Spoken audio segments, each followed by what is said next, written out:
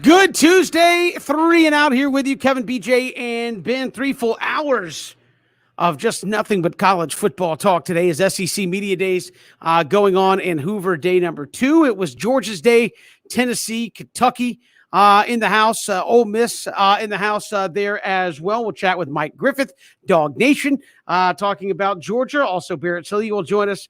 We'll hear from him talking about Georgia. Brett Northworthy will talk some Ole Miss football as they're in the house. He's with the Ole Miss Radio Networks. We'll hear from Gary Stokan, CEO of the Peach Bowl.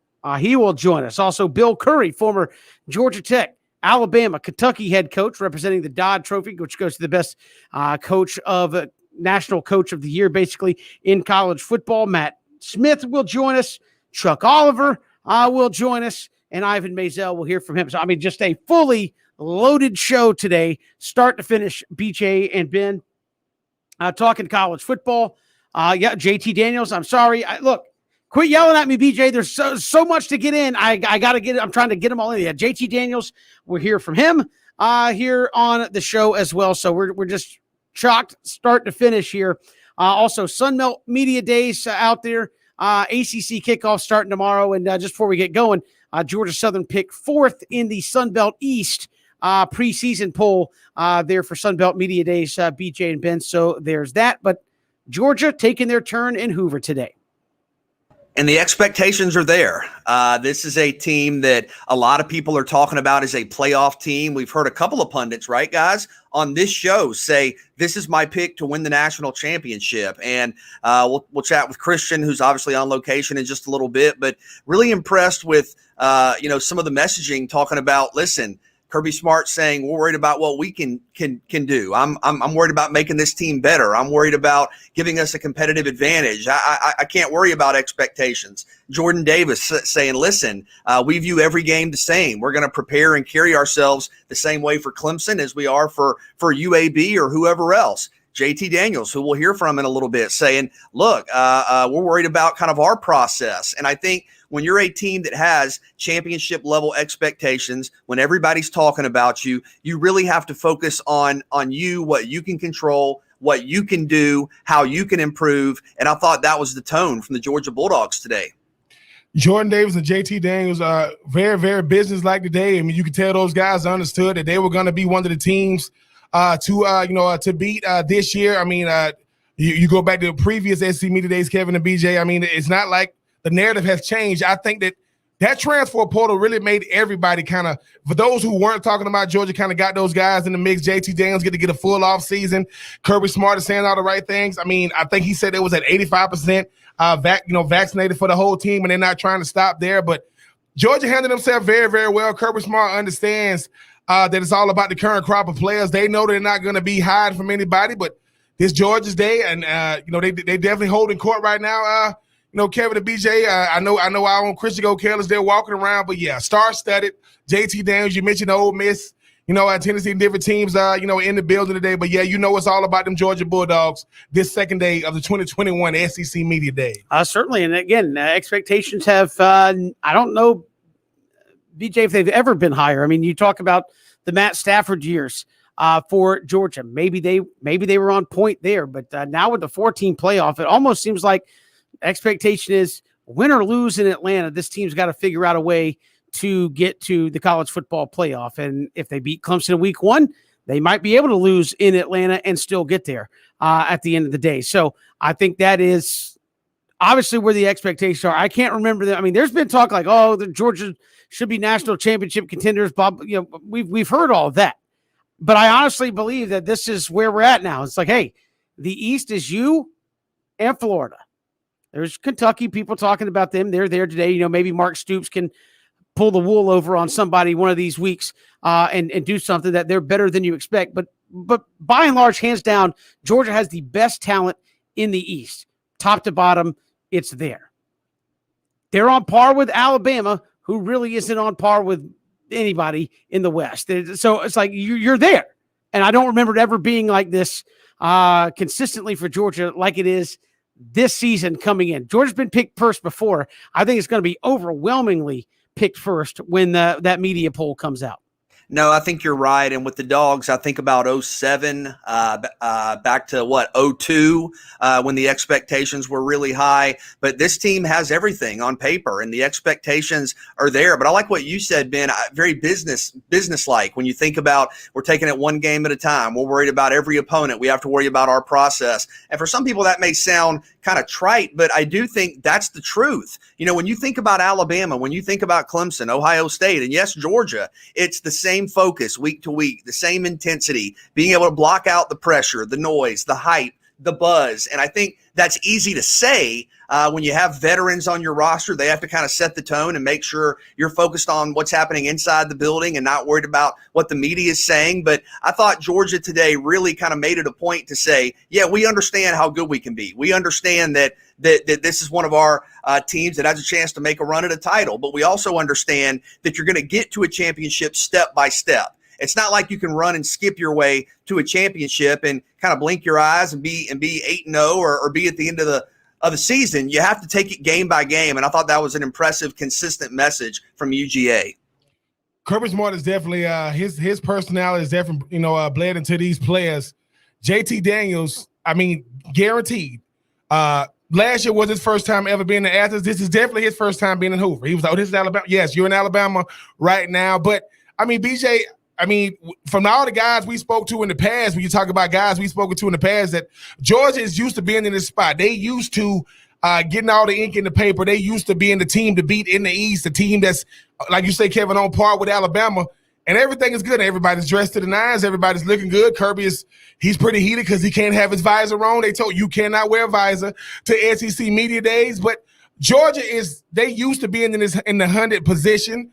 And we'll see how the season goes, but everybody, whether you at SEC media days or not, everybody's talking about them, Georgia being one of the teams to beat in college football. Now, Alabama's a long ways down the road. They will have their day tomorrow, but as of right now, they don't got that SEC championship ring on because they didn't win the East, but a lot to play for, a lot to prove. Kirby Smart, he's going to give you them sound bites. Mr. Pressure is a privilege, and we'll see what happens when them Georgia Bulldogs come game one. But as for the day, it's all about them dogs. Yeah, and they are the marquee event there at Hoover. Ole Miss waiting for their turn. I think we'll hear from Lane Kiffin a little bit later today, BJ, and he's kind of right there in terms of rock star status. I think today you also have Mark Stoops, who's kind of, it seems like Kentucky's been more consistent, and they're just kind of there. Mark Stoops maybe he's done the best coaching job consistently with what he has, and Josh Heupel, who obviously people look at Tennessee and go, yeah, Josh Heupel's a good coach, but have you seen that roster? They got a long ways to go. It seems to me it's Kirby Smart and then Lane Kiffin today, going to have a lot of folks potentially interested to see what he has to say and whether or not he might be one of the Saban assistants to go knock off the evil genius. A lot of excitement around Ole Miss, and Matt Corral is there this afternoon. Again, Kiffin, Corral. You talk about the superstar head coach and quarterback. I think Ole Miss has that, and this is a team to keep an eye on in the West. I know it's natural to gravitate towards Bama and LSU and A&M this year, but when you have maybe the best quarterback in the country per some, coach that had success last year, Lane Kiffin, I think that's a team that scares you, Ben, when you look across and go, man, they're going to score 35, 40, 45. Can we keep up? So, yeah, look, today's all about the Dogs. It's all about Georgia, but I think there's an excitement around Ole Miss as well. If Florida played Alabama the best, in the SEC championship game, the team that gave them the biggest scare in the regular season was Ole Miss. Matt Corral and Lane Kiffin, that offense is going to go out there and put up points. Every time I say Matt Corral, I just think two words, Jim McElwain. He's supposed to go to Florida back in the day. But I am happy that the young man is out there getting it done. And BJ, can they be the team to sneak up on? Because Alabama, let's face it. I mean, do they have to win the West? No. Do they have to play the SEC championship game? No. Does Matt Corral have a Johnny Manziel, a Chad Kelly in them to go out there and pull off the stunner? Against those guys, same. I mean, they stood toe to toe with him last year. We'll see what happens this year. But yeah, Lane Kiffin. Hopefully, he's back to the old Lane Kiffin. Not this. I don't like Lane Kiffin all button up. Come on, Lane, man. You back in the SEC West, man. Have a little fun. Let it fly, Lane. Throw some jabs out there at SEC Media Days. But we'll hear what he has to say when they come up. Also, Brett Northworthy, Ole Miss Radio Network, will join us coming up in hour number 2. We'll talk some Ole Miss with him. But plenty to get to. Bill Curry this hour. Barrett Salim, we'll hear from him this hour. When we return from Dog Nation, Mike Griffith joins us here on 3 and Out all across the Southern Pigskin Radio Network. We're streaming ESPNCoastal.com, also live on Facebook, Twitter, and YouTube.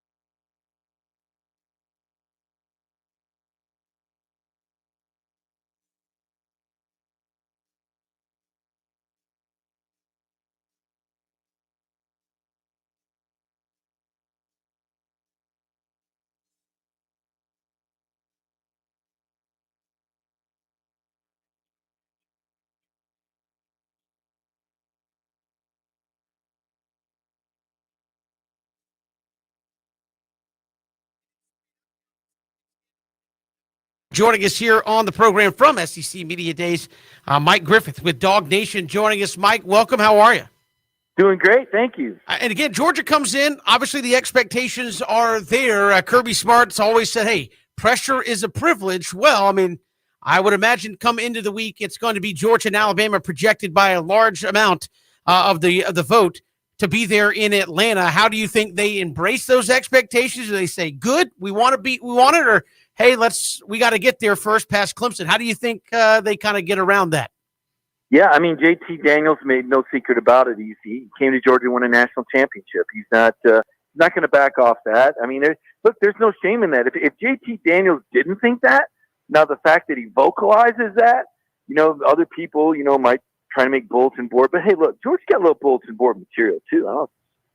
But yesterday, USA Today Network put out a preseason All-SEC team. They didn't have anybody from Georgia on offense or defense. Nobody. Now, Georgia's picked to win the East, but, I mean, how can you say Georgia doesn't have a first-team offense or defensive player after all those great recruiting classes, and after all those great wins? So I think Georgia does have a bit of a chip on their shoulder. Remember, they lost to Florida last year, and, a lot of people threw Kirby and the Bulldogs under the bus. So while there are expectations, I do think there is also a chip on the shoulder. And again, what do you expect to see from JT Daniels as the quarterback? What we saw at times in 2020, is that a representation of what we see, or do you think it'll be something slightly different as they can install more of the offense? Well, exactly. It'll be even more sophisticated. He's the jet pilot, right? He's got his hand on the trigger and the throttle on the control, all at the line of scrimmage. Everything's at his fingertips. And JT's got the ability to break down the defense with the pre-snap read, set the protections, adjust the routes, and do this in real time. And if you're a defense, that scares you. That scares you that the quarterback doesn't have to look to the sideline because you can't adjust. If JT goes to the line and what they've called is what they like, they run it. Boom, you're dead. If he doesn't like it, he adjusts and he snaps before you adjust. And when you've got a quarterback, when you got that jet pilot at the line of scrimmage, that's got that power to make all the – now the question is, can Georgia get their receivers on the same page with JT when he makes those adjustments? I mean, this kind of reminds me, and I might lose some of the audience here, but kind of reminds me of Peyton Manning in the 90s at Tennessee. Peyton could do so many things, but sometimes those defensive coordinators would play with him a little bit, and he'd be making all these adjustments, and his receivers couldn't keep up. To me, though, the execution is going to be key. The real question for me is not JT Daniels or Todd Monken. The real question to me is, do the Georgia receivers have what it takes to make Georgia great? So who are the go-tos as you see it at this point then? I mean, obviously relationships may develop over the course of the season with who he feels comfortable with, but right here in the middle of July, who are the go-to options right now for JT Daniels? Well, I think you just said it best. I mean, relationships will develop. I mean, this is a guy that only played 4 games last year at Georgia and spent most of the year on the scout team while he was waiting on his knee to get better. So, Jermaine Burton is a guy that comes back, had a really big game with almost 200 yards against Mississippi State. He's a second-year receiver. Obviously, Eric Gilbert came to Georgia to fill that X role. We all thought George Pickens would be back, and then George with the torn ACL in March. And, I think folks are hoping George can get back in November, December. That's not a given. That ACL's a tough injury to come back from for an explosive player like a George Pickens. But Eric Gilbert strikes me as a guy who could get his share of targets. Darnell Washington, really good candidate for an SEC breakout player of the year. I mean, you just don't see many guys 6'7", 285 catch the ball like Big Zero, Darnell Washington. Remember that name. Trust me, he's going to be a transition sort of player, a transformation sort of player in the NFL and what he does at tight end. The backs can catch the ball. James Cook, Kenny McIntosh, both good hands. Kyrus Jackson was a reliable slot. He's not the sexiest, fastest, highest jumper. He's just a blue-collar guy that makes the catch and runs the right routes. And Adonai Mitchell was a guy that flashed in the spring game, an incoming freshman with some fast twitch and some breakaway speed. So there's a lot of names, a lot of guys that need to come to fruition. And it's going to be a challenge because Georgia's offense, as you said, get to know each other as the year goes on. unfortunately, they got to play Clemson right out of the gate. Certainly. And on the other side of the ball, you talk about Georgia's defense. And Mike, do you feel like Kirby Smart gets the benefit of the doubt on defense? Kind of like, hey, you lost some guys, but you know how to coach defense. You know how to scheme it up. And he's had tremendous defense almost the entire time. He's been there from the jump at Georgia. Kind of like, I hate to say Nick Saban, but, people don't even question Alabama's defense no matter who they lose. Does Kirby get that same kind of benefit with his ability to coach defense? For the most part, Georgia has led the nation in run defense for the last 2 years. And I don't see that changing. I mean, if it does, maybe they finish in the top, 10 somewhere based on, I don't know, statistical anomalies, but their defensive front is probably as good as anybody's in college football. Clemson is obviously right there as well. But, you bring back Jordan Davis, big 99. You bring back a guy that's 6'6" and 350 pounds and, a dancing bear that can move like he can. And, Jalen Carter, a 5-star guy. And this kid's from Florida. This guy's the real deal. Devontae Wyatt's the future in it. I mean, you are as good at interior defensive line, probably better than anyone at interior defensive line. Now, you got to replace Azeez Ojulari on the edge, but, Adam Anderson, I mean, you got a 6'5", 230 guy that runs a 4.47 40, and can play the star. He can play in pass coverage. I mean, this guy is faster ran faster 40 times than any of the Georgia running backs. And again, at 6'5", 230, he's just a monster. So you've got some special players. Now, the secondary, you lost 6 DBs, right? Went on to the NFL, and you had a transfer there, but you brought in Darian Kendrick from Clemson and Tyke Smith from West Virginia. These are all conference players from the Big 12 and all ACC. So you got some guys with some experience you're mixing in there. Well, if the SEC's different, we'll see how they do. Lewis Sean's back, big hitter. Had that hit on Kyle Pitts. Clean hit till Pitts lowered his head into him, turned into a target. So there's some talent back there, but the secondary, again, the Clemson game, right? We talked about how Georgia needs to get a little bit better and more acquainted in the pass game. And you got to do that against the Clemson pass rush that led the nation in sacks. And then on the flip side, defensively, you got a secondary you're trying to bring in and break in. And Clemson's got some talented receivers and DJ Uiagalelei, a guy that's very capable back there. So, that Clemson game is an early final exam, right? You're just like, holy cow, if that was at the end of the year, Georgia would grow it. But to be fair, Clemson's got some growing to do too. That should be a whale of a ball game. I was going to say, how much do you think Georgia feels that's a season-defining game? I.e., if they win it, it looks pretty good getting into the SEC championship game and potentially the college football playoff. Do you think they view it as such? Not necessarily, no. I mean, you can lose to Clemson, and if you win the SEC, you're in the playoff. I mean, let's be real. You want to win that game. You want to get off on a good note. Whether you win or lose, though, you're going to be exposed in some areas. You're going to see some things as a coach that you need to work on right away. So it's kind of good. The good part about it is a good early litmus test. You come out of that game with a better idea of who you are, and then you've got a few games to work on it against the UABs and the, whatever, Charleston and I don't know who the other, Vanderbilt, I guess. So you got a few games there, a little cushion, kind of fix some things, work on some things, hit the reset. And try and get ready for Auburn and Arkansas coming up in October. And then before you know it, it's, Florida and Jacksonville and Tennessee in November. And, and here we go. So I think it's a great early season test, but I think it's probably more important, maybe to Clemson, right? Because if Clemson loses that game, I don't think they can afford to lose. I'm not sure if they lose that game. I'm not sure that winning the ACC gets them in because we don't know how the other conferences will fall. And only 4 teams can get in. Mike Griffith, Dog Nation, joining us here on 3 and Out. And Mike, finally, I know Dan Mullen mentioned it yesterday. SEC top to bottom, as tough as it's been. Is it getting back to that as you see it?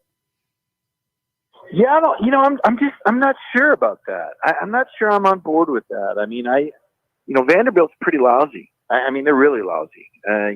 Tennessee's down. Kentucky, is Kentucky going to match what they did last year? South Carolina is depleted. I'm just not sure I'm on board with that top to bottom better comment. I know that's politically that's the right thing to say, but I'm just not sure that's accurate. I'm just not. I haven't really studied it, but again, Tennessee is really down. Vanderbilt's as bad as they've been. We've seen Vanderbilt good before. We've seen South Carolina. Pretty spicy.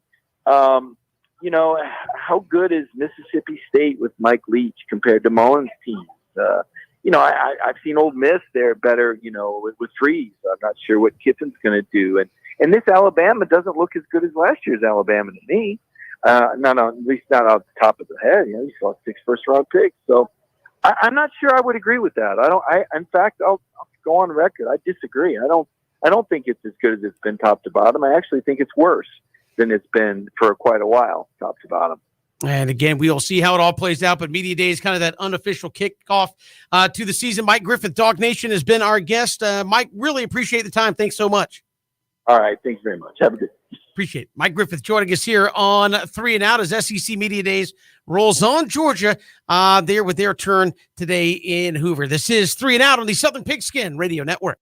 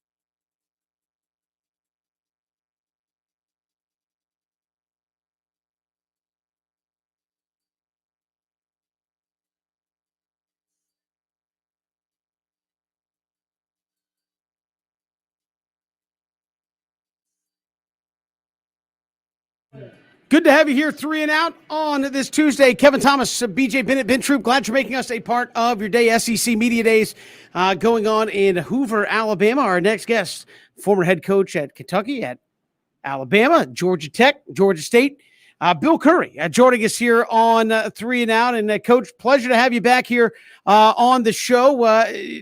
Just from a coaching standpoint, has it ever been more difficult with all the media and the scrutiny to be a head football coach at a big SEC school that it's expected to win?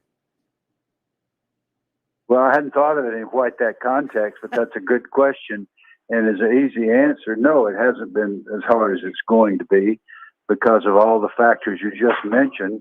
There's just so much going on right now. It's an entirely different world, and the coaches are going to be expected to manage it and keep their guys focused.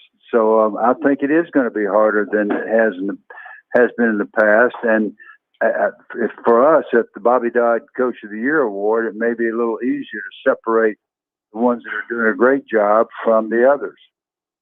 Coach, Georgia obviously in Hoover today, and expectations very high for the Bulldogs and Kirby Smart. If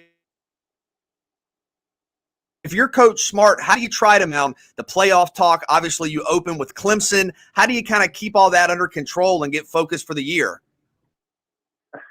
That's an easy question. I mean, I'm not laughing because I think it's funny for Kirby. You have to win every game. I mean, when you've got this kind of pressure and you're at that kind of school, the expectation is you win every game. You're expected to beat Clemson. And, of course, Clemson is expecting to beat you. And it's going to, what it turns out for the fans is just great because this could be a great football game. And there'll be a bunch of those on both those teams' schedules this year because Kirby's not the only one that's under pressure. Coach, when you talk about that pressure, when you look at the fact that while Georgia is picked to win the East, Vanderbilt is still in the SEC. Tennessee is still in the SEC. Arkansas is still in the SEC. While we understand that these grand expectations happen to these, top 5, top 6 schools, the expectation for all these other schools, whether they got the same recruiting class or not, is the expectation to go out there and win. Well, you go ask the alumni of those schools what they expect, and they don't expect to go out there and lose and say, "Gee, we did our very best, and it wasn't good enough." And no, they expect to win, and you have very different, not only facilities but also traditions and expectations from within the state and within the players and the players that you sign. At some point, there has to be a coaching staff or a group of players that just take the bit in their teeth and decide that they're going to leap into the championship hunt. And that's when those are the exciting stories, when the schools that are not supposed to be there actually pull it off and get into the hunt. That's exciting. I was going to say, Coach Curry, when you see those schools, as you said, that aren't supposed to be there, and it seems like that too is part of the changing narrative of college football with all the talk of expanding to 12 teams in the playoff, getting more potential fan bases thinking they have a chance to get there and cause some noise. What's kind of your thoughts on how it goes for college football? I know there's been a lot of folks that look, the BCS worked one way, the 4-team playoff maybe has consolidated into 4 or 5 teams that realistically think they can get there. What do you kind of think about all this talk about moving to 12 teams and expanding even further the playoff model? Well, I've been saying for a long time that I don't like it, but I do think it's going to happen because I think the public demands it. The public is so accustomed to a playoff system that is as inclusive as possible, and that's what all the leagues are doing. I played on a Baltimore Colt team, and this sounds like ancient history, but we were still playing football. It was 1967. Our record was 11-1-2. We played 14 games. We lost 1. We did not make the playoffs. Well, people pitched a fit, and before long, there was a wild card rule in the NFL. So wild card teams with real good records that don't quite qualify, they now get into the playoffs. And when you see that happen in the big leagues, then it's not going to be too much longer until the college fans start shouting for the same kinds of things. And college fans have been shouting for the expanded playoff system for a lot of years now. And I think eventually it will probably happen. I don't think it's good for the guys. I really don't, but I think it's going to happen. Coach, we have the playoff potentially expanding. You also have name, image, likeness. What are your thoughts on the name, image, likeness changes and the opportunities now that student athletes have? Well, there's some real good things about that, and then there's some real bad things, and I think both those are obvious. But I have a good friend named Steve Henderson who's created a company called Fans Meet Idols because he wants to serve the student athletes that are not the big names. He says a lot of the kids are going to be popular with their hometown people, not because they're great players or because they threw 10 touchdowns in the last 2 weeks, but because they know who they are. They watched them grow up. And so they can participate in small profits and follow the rules, be in compliance, do the IRS properly, and he can help them do that. So there's some good things that happen. And then I heard today about a situation where there's a player who's already a big name. He's not played a single play in college football, but it looks like he's going to get into seven figures on NIL before they play. And that is I don't think that's good. And Coach, even sticking with that, the role of the student athlete has definitely changed because he or she gets an opportunity to go out there and benefit off their name and image likeness. How much has the role of the head coach changed? I understand that the wins and losses is what they do, but how much with everything changing around college athletics is changing the role of these even high-profile coaches? Well, first of all, I'm delighted that the ladies are getting a chance to participate, and that's the way it ought to be. Our daughter has two daughters. Our granddaughters are wonderful, and if they so choose when they're in college and they get to participate, then they get a chance to capitalize on whatever it is that they accomplish, and they have to earn that. But it's just so fair for the young ladies to get that opportunity. But the coaches, the easy answer to your question is, well, the coach has got to keep his team focused. And that's easy to say and really hard to do.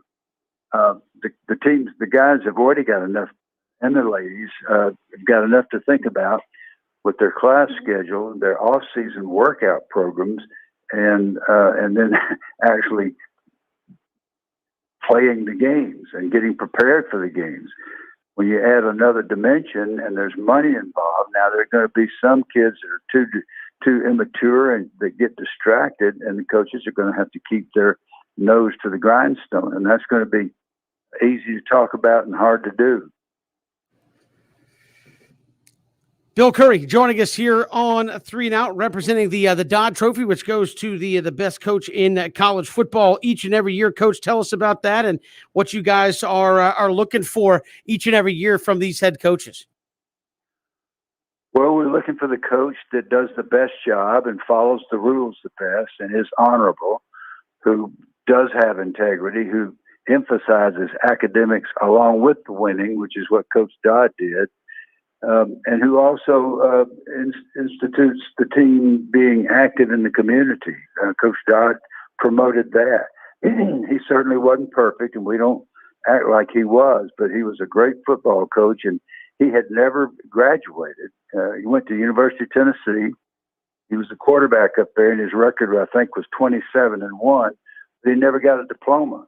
He'd look at us right in the eyeball at the beginning of every year and say, that is not going to happen to you. You're going to go to every class. And by golly, we did. We didn't like it every day, but we sure went because we were scared to death to defy his rules. You'd find yourself out there at 6 in the morning running up and down the stadium steps if you didn't get in those classes. So that's the only reason I graduated. So I owe him everything. That's the reason I stay active and try to promote the award that's in his honor. He certainly deserves it, and the coaches that earn it also deserve it. On 3 and Out, Coach, always a pleasure catching up with you. Thanks so much. Thanks for having me on. And Big Ben, I'm glad I don't have to coach against you. Appreciate you, Coach. Thanks for coming on. Okay, thank you, Ben. Thank you, guys. Coach Bill Curry, always a pleasure chatting with him here on the show, getting his perspective on the game of college football, of course, representing the Dodd Trophy, which goes to the best collegiate coach in college football. Of course, he played for Bobby Dodd there at Georgia Tech. We've got so much more to get to here on 3 and Out all across the Southern Pigskin Radio Network.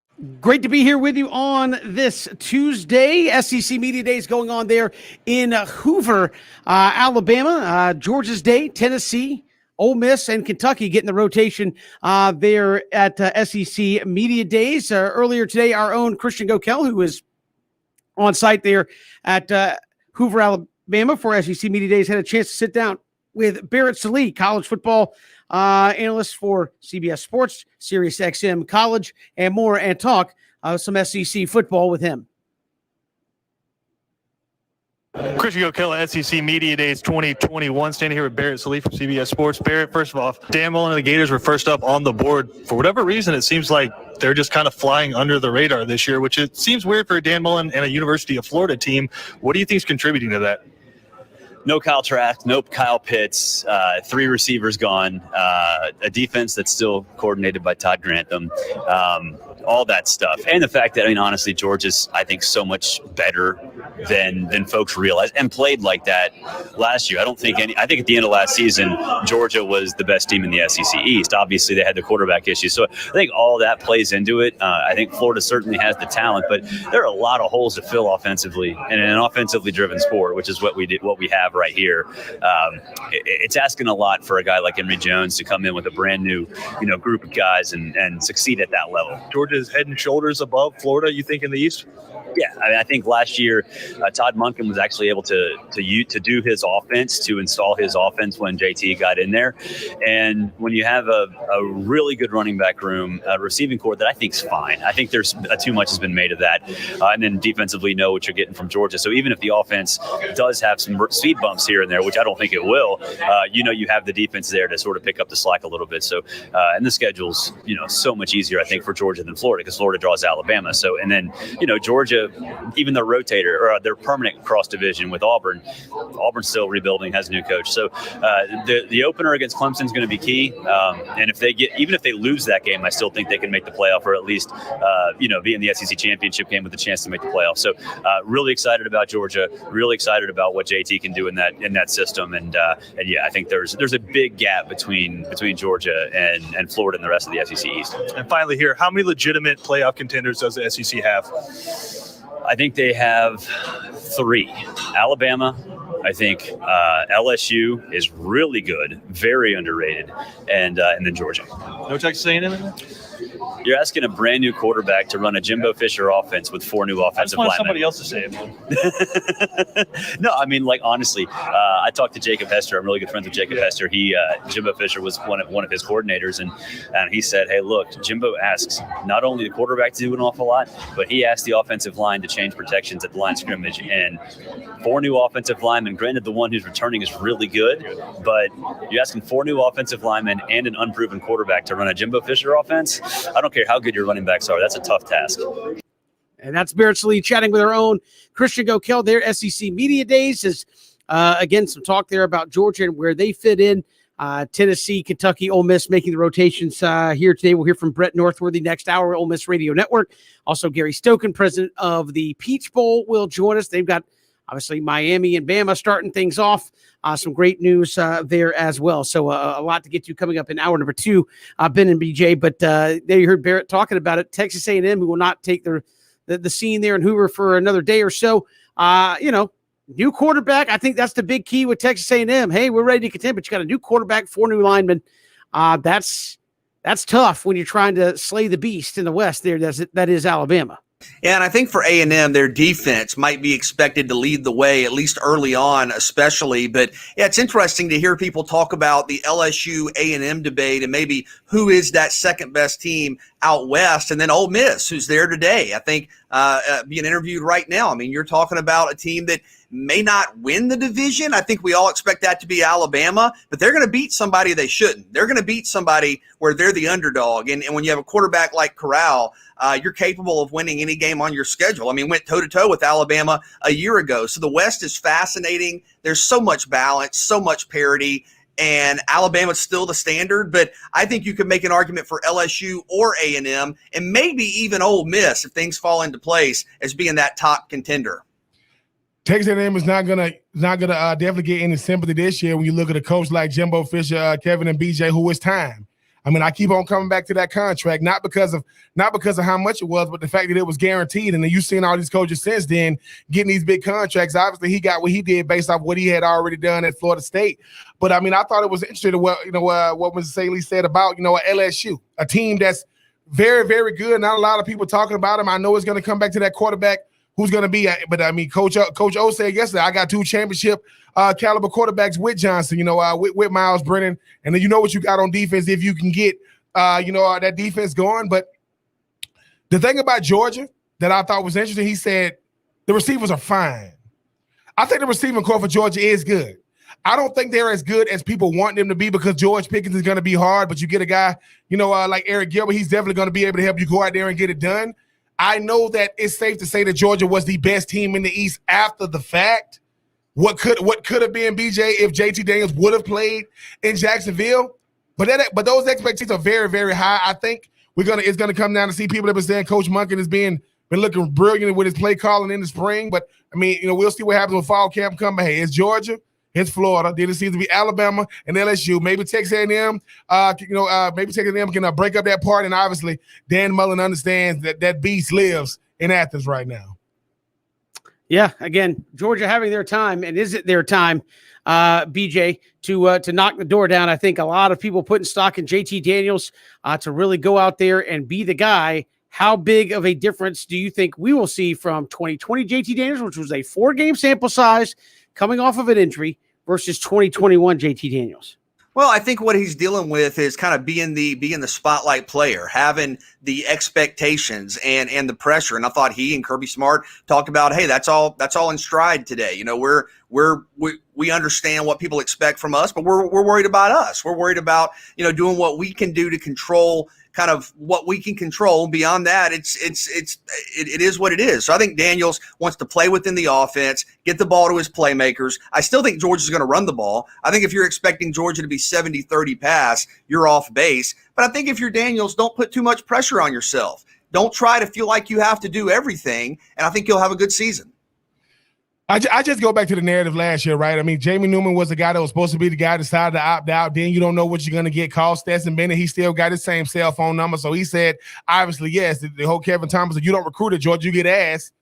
And then when JT Daniels stepped in, he was always the guy.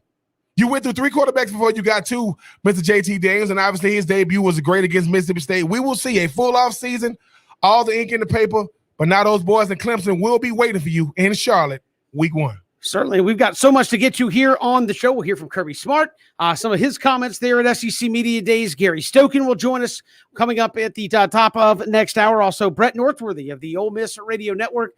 He will join us. We'll look at Lane Kiffin and the Ole Miss Rebels and how they could be here in 2021, plus JT Daniels. We'll hear from him coming up a little bit later in the show. Matt Smith, Chuck Oliver, and just wall-to-wall SEC coverage here on 3 and Out on the Southern Pigskin Radio Network.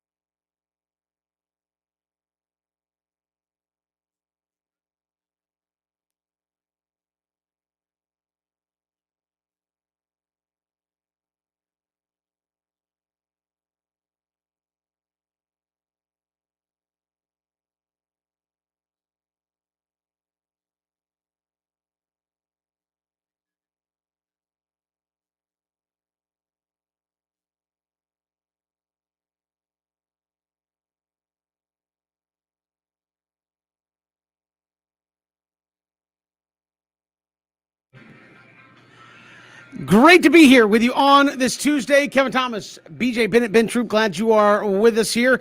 SEC Media Days Day 2. We'll hear from Kirby Smart. Also, Brett Northworthy will join us. Ole Miss Radio Network. Harry Lyles with the SEC Network. JT Daniels in hour number 3. Matt Smith, Chuck Oliver, all in hour number 3. So we are just loaded up wire to wire here talking college football. Gary Stokan, CEO and president of the Peach Bowl, is set to join us. We are efforting him.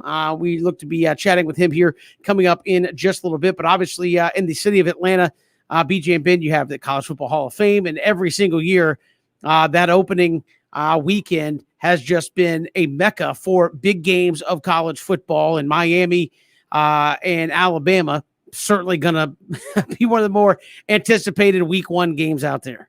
Two of the most iconic brands of all time. I mean, when you think about Alabama and Miami, Alabama probably going to be preseason number 1. I think Miami will probably be in that 10 to 15 range. So you're talking about yet another showcase game on a Saturday for the Chick-fil-A kickoff classic. And I think Alabama and Miami are teams that have high expectations with regards to each other. I think Miami understands that they're going up against the standard in college football, but they feel like they can make a run at the college football playoff. Alabama has played in these high-profile season openers seemingly every year under Nick Saban. I think they understand they have a big-time opponent on the other side in Miami, and when you replace the talent that they're having to replace, there isn't much of a margin for error in games like that. So that Saturday is going to be great. On Monday, remember, you have Louisville and Ole Miss as well. So a great quarterback matchup there, so a doubleheader to look forward to start off the season.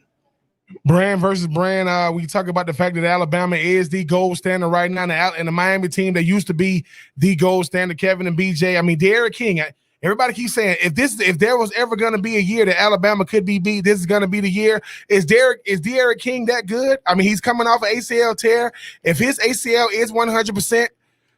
May God bless him, because that Alabama defense is supposed to be lights out. And BJ, as you mentioned, Louisville and Ole Miss, Matt Corral. I mean, I know everybody's talking about the Spencer Rattlers of the world, the JT Daniels of the world, the Sam Howells of the world. Is Matt Corral, does he still to show and become the best out of all of them? Because as far as play calling, I know that Lincoln Riley got Spencer Rattler. I know that Sam Howell does his best Baker Mayfield impression. But Matt Corral can sling that thing. We'll get a chance to see in week 1, because you're talking about playing the spoiler. Could Louisville, BJ, be more 2019 Louisville than 2020? They got a chance to play the spoiler against them Ole Miss Rebels come the open weekend that Monday night. Yeah, looking forward to that. Atlanta has again become kind of the de facto college football hub, right? I mean, it's the College Football Hall of Fame, the kickoff games, SEC Championship, Peach Bowl, which has been in the rotation for the playoffs. BJ, that is kind of where you go for college football, right? I mean, that is, I know you got the Sugar Bowl and you got the Rose Bowl, but Atlanta's kind of become that place, that city for college football. No doubt. And these season opener games, neutral site games, have only added to the excitement of the start of the year. And not only a couple of big games for this year, but in the years to come with the Chick-fil-A Classic as well. So a lot to look forward to. And I believe we have found Gary Stokan. We have got him the CEO and president of the Peach Bowl, joining us here on 3 and Out. And Gary, welcome to the program. How are you? Great to be with you guys. Good to be talking about college football. And I know we're not in person, but being here at the SEC Media Days, to have all these people and coaches here in person is wonderful to see. Absolutely. And Atlanta still kind of the mecca for those early season games, and the Peach Bowl as well. Speak to what it's going to mean to start the college football season again there in Atlanta with a great game, and obviously have fans there to cheer those teams on. Well, to have 100% capacity is great to be able to see, and to have it when you've got 2 top 10 teams, Alabama and Miami, kicking off the college football season in Atlanta on Saturday. We're just really blessed. We just announced that we're opening up another 2,500 seats in the expandable seats in Mercedes-Benz Stadium, because this ticket is such a tough ticket. So then on Monday night, they have Ole Miss and Louisville. A lot of yards and a lot of points are going to be scored in that game. You guys have great matchups every year, and looking forward to the doubleheader this year. But to have Alabama and Miami on the same field, two of the most iconic brands in the history of the game, how special is that going to be?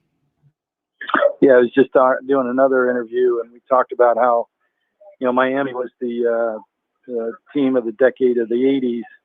And now you look at the last decade, and I guess you can say Alabama was the team of this decade. So they haven't played since 1993, and that great game. But, I think more importantly, as you move forward, to have two teams, according to ESPN FPI, to be in the top 10, and Bryce Young and De'Ara King are both probably two of the top 5 quarterbacks up for the Heisman Trophy this year. So a lot of great stories in that game, and we're really looking forward to hosting it in Atlanta.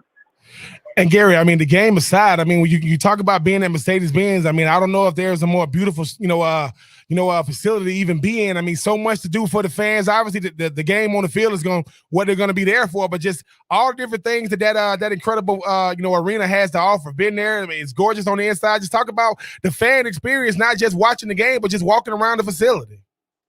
Yeah, it's a great point, Ben. We try and create a real celebration of college football. When I first started this game back in 2008, I called it the Daytona 500 of college football, and that's what we try and do. We'll have music and activities and games and everything out in the International Park right outside of Mercedes-Benz Stadium.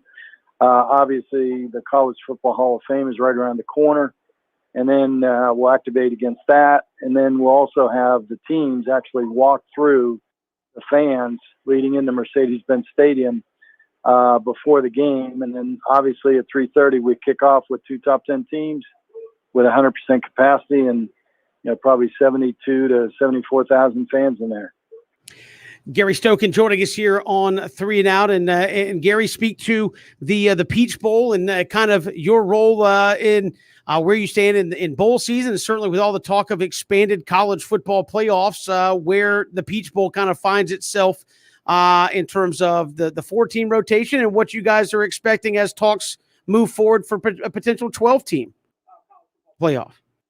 Yeah, I think the next 2 years, reason why people call us the capital of college football is going to be evident by this year. There'll be 4 games in Mercedes-Benz Stadium.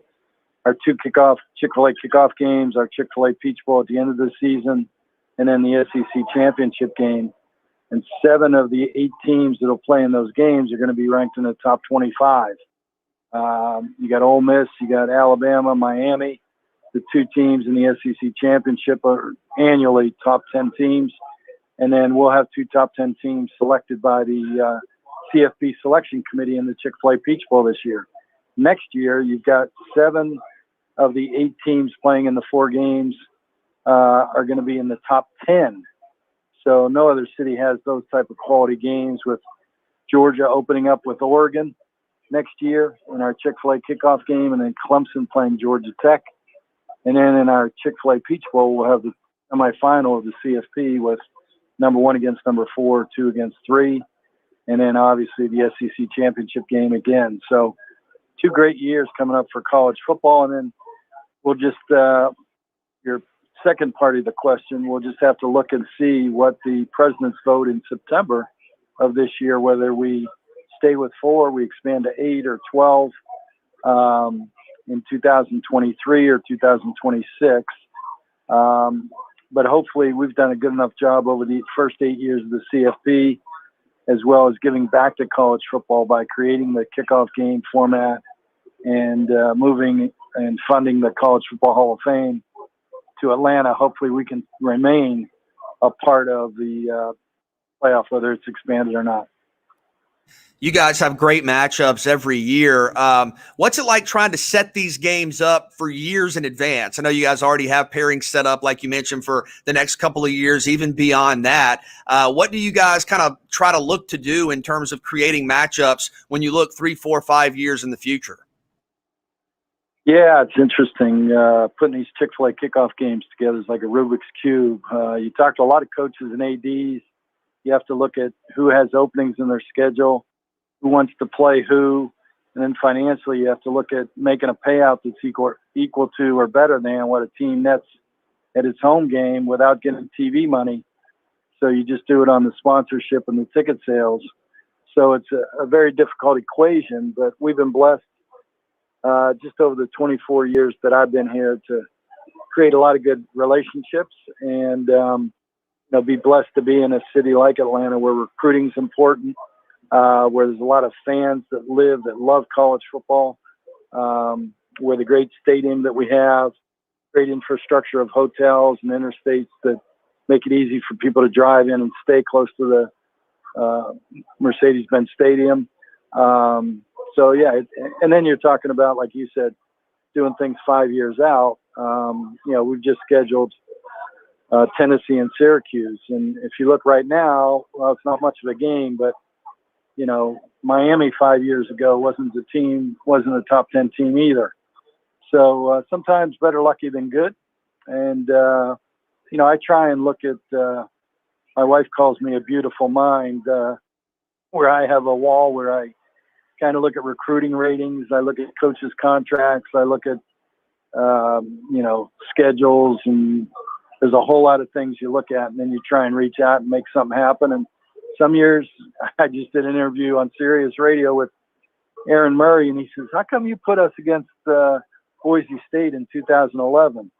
And if you remember, Boise State that year was ranked 5th, and I think Georgia was ranked 15th or something like that, and Boise beat them.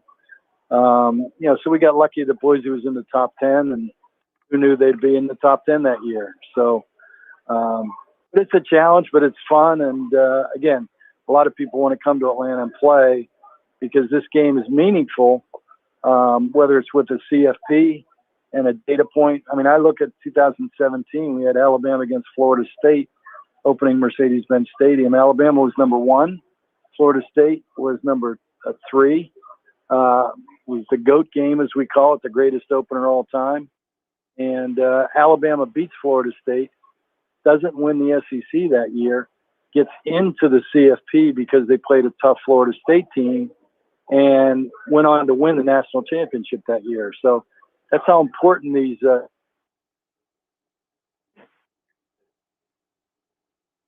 I think Gary Stogan, but there he is. Gary, we appreciate you coming on and joining us. Thanks so much.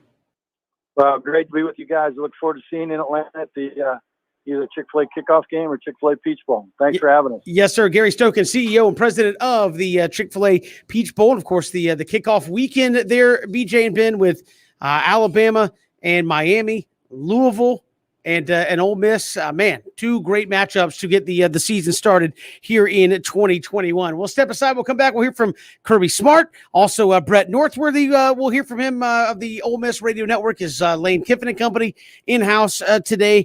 And Harry Lyles, SEC Network, will join us. It's 3 and Out on the Southern Pigskin Radio Network.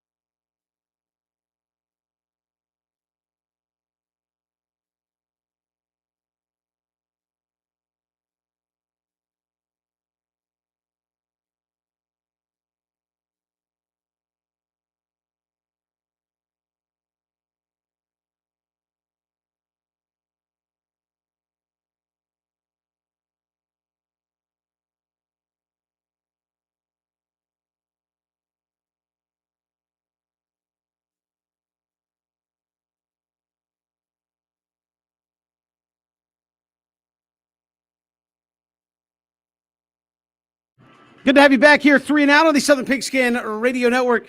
Kevin, BJ, and Bryn. We'll hear from Brett Northworthy, Ole Miss Radio Network, coming up here in just a little bit as Ole Miss making the rotation there today. Harry Lyles, SEC Network, we'll hear from him later this hour. JT Daniels and Jordan Davis, we'll hear from him.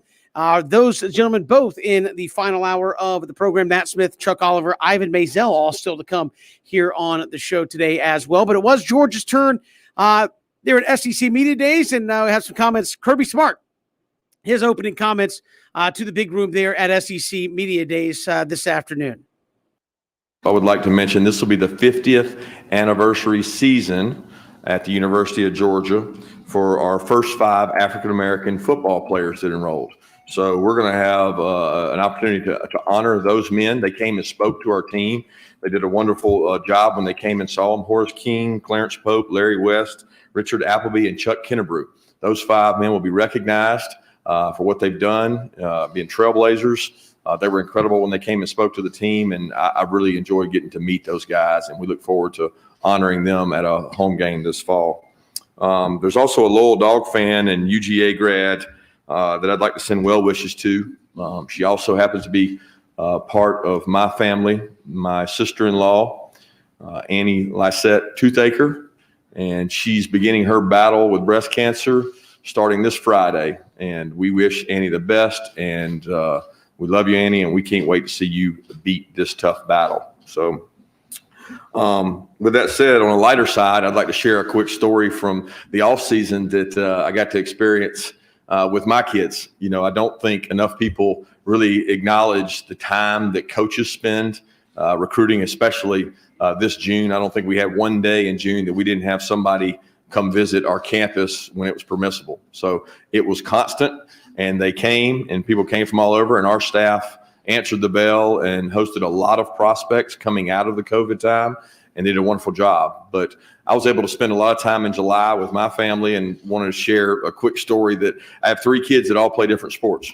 So I get to spend time with my daughter Julia at AAU basketball. We travel all over and get to watch her play, and then get to watch my son Weston play tennis. And I spent 4 nights recently in Rome with some rainouts watching USTA tennis.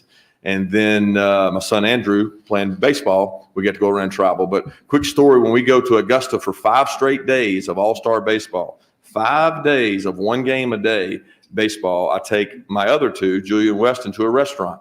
We get to eat there at a fancy little hamburger place in Augusta, and several people come over and want autographs. So I get to, give a couple autographs. That's part of being the head coach in the SEC. I think held a baby, took a picture, did several autographs with young men, and then I had an elderly lady come over to our table and say, "You must be somebody famous." And I said, "No, ma'am, I certainly don't think so." She said, "Are you a professional golfer?" I said, "No, ma'am, I'm not." Thinking Augusta, right? And then she said, "Are you a NASCAR driver?" And I said, "No, ma'am, I'm not." And by now, my kids are kind of giggling. And the last one, she said, "Are you a track star?" And my daughter almost spit out her food and just thought it was hilarious. And at this point, I said, "No, ma'am, I coach football at the University of Georgia." So I always say humility is a week away. So it was pretty humbling to have the elderly lady accuse me of being a NASCAR driver, golfer, and also a track star, which I couldn't be anything further from the truth. But I got to spend a lot of time with my kids. That's what it's all about to me, being with those children and being able to watch them play their sports. That's my passion. That's what I do in my free time when I'm not getting to recruit. So it's big. I got to do that. It's also important that our players see us as coaches as real men and fathers. The 2 young men we were able to bring today, man, I'm excited. Everybody's always excited about their guys, but if you get an opportunity, you won't find a better interview than Jordan Davis. Okay, Jordan Davis is from Charlotte, North Carolina. He is a religion major. He is a big man. He's been upwards of 370 before. He's been down around 330. We encourage him to be closer to 330, but he has been a big part of our defense. One of the number 1 reasons we've been able to stop the run and be one of the top defenses in the country at stopping the run is because of Jordan Davis. But he's a lot better person than he is a player. His mother we recruited, and she's a great lady. And to have him here represent the University of Georgia today, please spend time with him and ask questions. And he's very intellectual and fun to be around, and he's a great personality. And then JT Daniels. a product of transfer portal that came to us last year, has worked his tail off, very humble, hardworking, diligent, a film guy, a guy that studies film as hard as anybody. Todd Monken and our offensive staff have done a tremendous job with JT and continue to do that to grow him as a player. So I'm excited to have those guys here. He's a psych and sociology major as well. So those guys will be here for you guys to talk to today. We've got a new football facility I want to brag on. It wouldn't be possible without our administration and without our fan support, but it is incredible. Brand new, largest weight room in the country. We got a new locker room, new coaches' offices, new training room. And I kid Ryan Corson all the time. He's the best in the country at being an athletic trainer, but he's also the best in the country at acquiring square footage because he has the largest athletic training facility that I've ever seen. And he's done an incredible job with our players, their rehab. And for you guys that don't know, most of our pro players now come back to work out and train with us. So they've got an unbelievable facility with which Ron can treat guys medically in. And we're ahead of the game when it comes to that. So I'm excited about that. I could sit here and brag, guys, and just talk about some of the things that Greg talked about. 4 straight New Year's Six bowl games. We'll have the most players playing in postseason this year graduated that we've ever had. We've got 29 players drafted over the last 4 years. 9 last year was the most we've ever had. There's a lot of things that I can brag on, and you guys can print. But the one thing I want to drive home being up here is so important to me, the messaging that you understand. Our players collectively came together last year during a lot of the social inequities and injustices across the country, and they wanted to have a team meeting. And they wanted to bring about change. They wanted to be agents of change. And one of the things that spawned from this meeting was I kept preaching, I want some action. I don't want it just to be words. I just don't want it to be lip service. I want some form of action. And a group of our players said, let's form a group named Dogs for Pups. Cortez Hankton and Courtney Gay have headed up that group, Dogs for Pups, and they have been phenomenal in our community. Okay, a couple things they've done. I want to really hit home. They've raised over $100,000 for Wi-Fi in the Athens-Clarke County area, so that every child will have an opportunity to do online learning throughout the last year. A lot of kids at home don't have Wi-Fi, don't have that capacity. Our players did that, not anybody else, not the coaches. Nobody made them do it. They chose to do it. They had a food drive where they raised over 30,000 pounds of snacks and food for local community shelters and also kids in schools. They also raised $100,000 for Downtown Academy, which Greg mentioned, which underprivileged kids get to go to that school.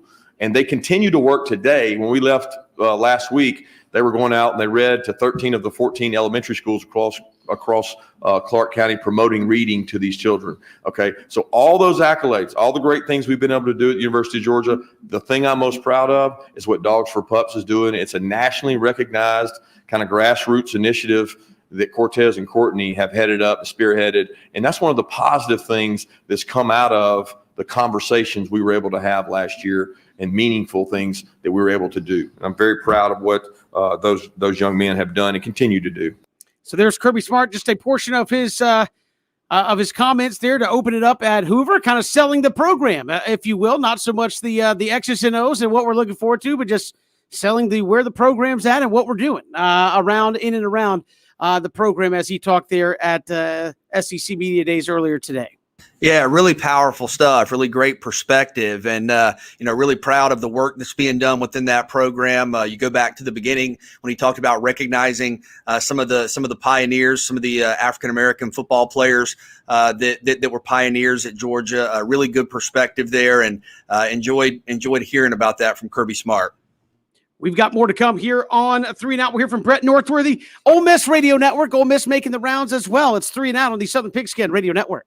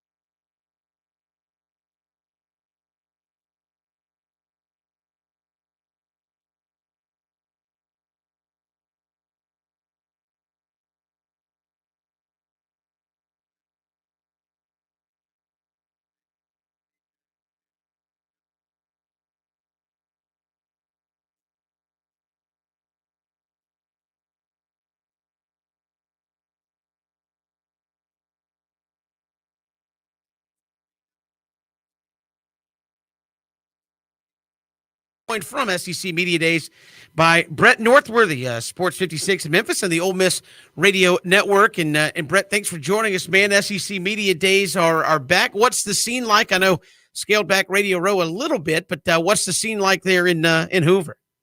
Well, Kevin, thank you for having me. It's a little sedated from years past.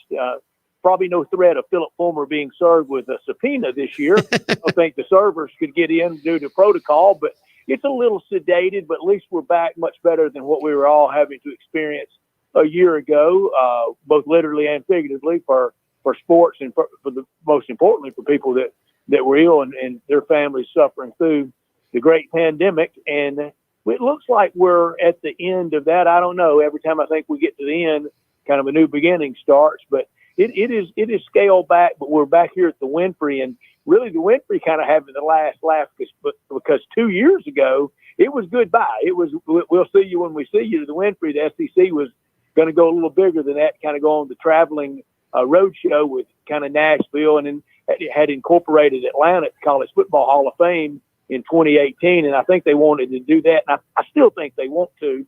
But I hope they will always maintain in some form of kind of the British Open Rota that they keep the Winfrey here. I have suggested, Kevin, to some, here's what I'd like to see them do. I'd like to see kind of all right, Birmingham, because it's easy for the league office. Nashville, you got to try it with Nashville being boomtown. Atlanta, same thing, College Football Hall of Fame, the great relationship with the Peach Bowl and Chick-fil-A people there.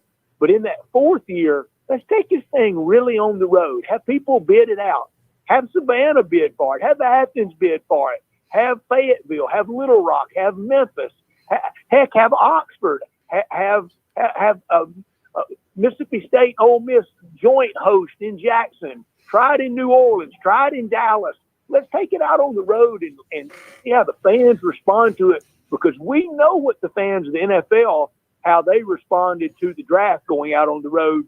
So maybe, you can't take the SEC championship game out like that, but maybe try SEC Media Days out, in some far-flung places. Try it in St. Louis. Try it in other places. And heck, how about this? Try it maybe 1 year in the media capital of the world. Try it in New York City.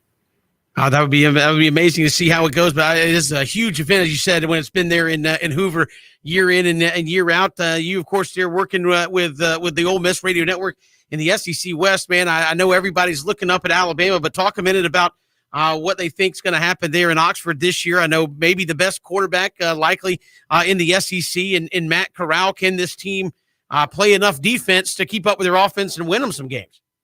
Well, it's going to start on defense. Last year, 14 out of 14 on defense.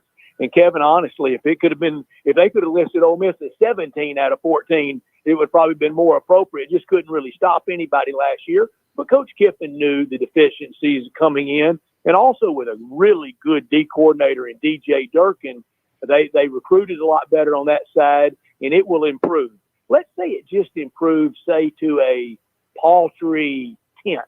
That'll make it a lot easier on Matt Corral. But if it really improved, if it got in the top half of the league, and you were able to keep those requisite numbers that he had last year on offense, then it could be a great year at Ole Miss. I think we're going to be really good, and I know we're going to be good on offense. We got to see if the defense can at least slow people down, because last year and too often we got in kind of those make it take it games, and it had a basketball feel to it, and then I'm gonna mix metaphors a bunch here. Then it almost felt like a baseball game for Matt Corral. A lot of times when he got the ball back, he felt like he had to swing for the fences, and I think that was some of the interception trouble that he had at Fayetteville and some of the interception trouble he had down in Baton Rouge, because I think he felt constantly like he had to, match, score, and led the league in rushing. I don't think many people realize that Ole Miss led the league in rushing last year. So if you can keep that ground game with Matt Corral and play some defense, this could be a really, really special, fun year for Ole Miss. But it starts with Coach Lane Kiffin. He has been so much fun to work with and to be around. And he was the first to say after that Outback Bowl upset win over Indiana, we were pretty heavy underdog that day and upset and win outright against Indiana. He said, enjoy this tonight. And we got back to the team hotel. He said, enjoy this tonight, but we're never going to celebrate being 5-5. And he said, this was good for this year, But that's the end of that. I was going to say 5-5 in an all SEC schedule. What does that portend about 2021? Obviously, with non-COVID, a little more practice time. Guys aren't opting out like they were a year ago. I mean, is this a team that feels like maybe they're being underestimated coming into Hoover this year? I know all the focus on Alabama, but can they be up a little closer to the top than maybe some people think? Well, we hope so. If you can get in that top three, that's rare air in the SEC West, and it's pretty good in the East too. You know all about that with Kirby and the Dogs and the Gators, and a lot of different teams trying to fill that third place void in the East. But in the West, we know it starts with Alabama.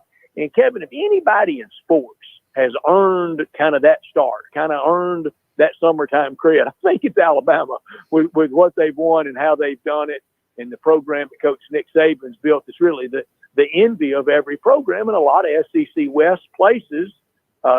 Spots, schools, teams, they very much try to emulate everything he's done, and his footprint, his fingerprints are on a lot of teams in the West, like Lane Kiffin, like Jimbo Fisher at Texas A&M, and even in the East with his association with Kirby and others. But his imprint is around in college football, and it sure is in the West. And you got to go through them. I don't know if you remember it or not, but several years ago, USC opened against Alabama in Dallas, and Bama just mauled them. And Coach Clay Helton of the USC Trojans was quoted the week of the game that he had awakened in the night, every night of the summer, thinking about Alabama. And I said, welcome to our world. We do that every year. We have to play them every year, and every other year you got to go to Bryant-Denny Stadium. So you have to get through Bama, and it feels like this might be the most reasonably gettable for Bama in a while. Because if you don't get them this year after that recruiting class that probably was the best he's ever had, they're just building for more sustained juggernaut. We're talking with Brett Northworthy of Sports 56 in Memphis, Ole Miss Radio Network as well. I know sounding Alabama's gettable seems kind of foreign at times, but talk about Lane Kiffin and what he's brought to Ole Miss, because I think you look at coaches around the league, and Ole Miss actually has kind of if you can use this in college football, a rock star head coach where he's got loads of personality, loads of confidence, not afraid to go after folks, in the social media route. What has he kind of brought to Ole Miss just being the head football coach there?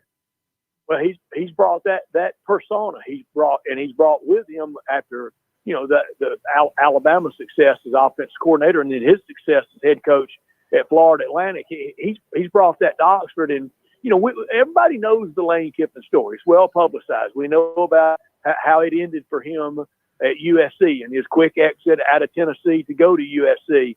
But he's really matured as a head coach, and he's done such a good job at Ole Miss. And it just shows the real foresight and the real go for it attitude that our athletics director Keith Carter had when it hurt everybody to have to part ways with Matt Luke, an Ole Miss player through and through, and in school, a collegian with Keith. Matt and Keith were good friends in school, but when Keith took that job, he knew we needed something. He knew we needed a spark, and he knew he needed somebody like Lane Kiffin. I mean, it was time to go bold, and maybe a little edgy, and he did it, and so far so good. And what I've been so impressed by, and not having known him well, really knew his dad better than I knew him.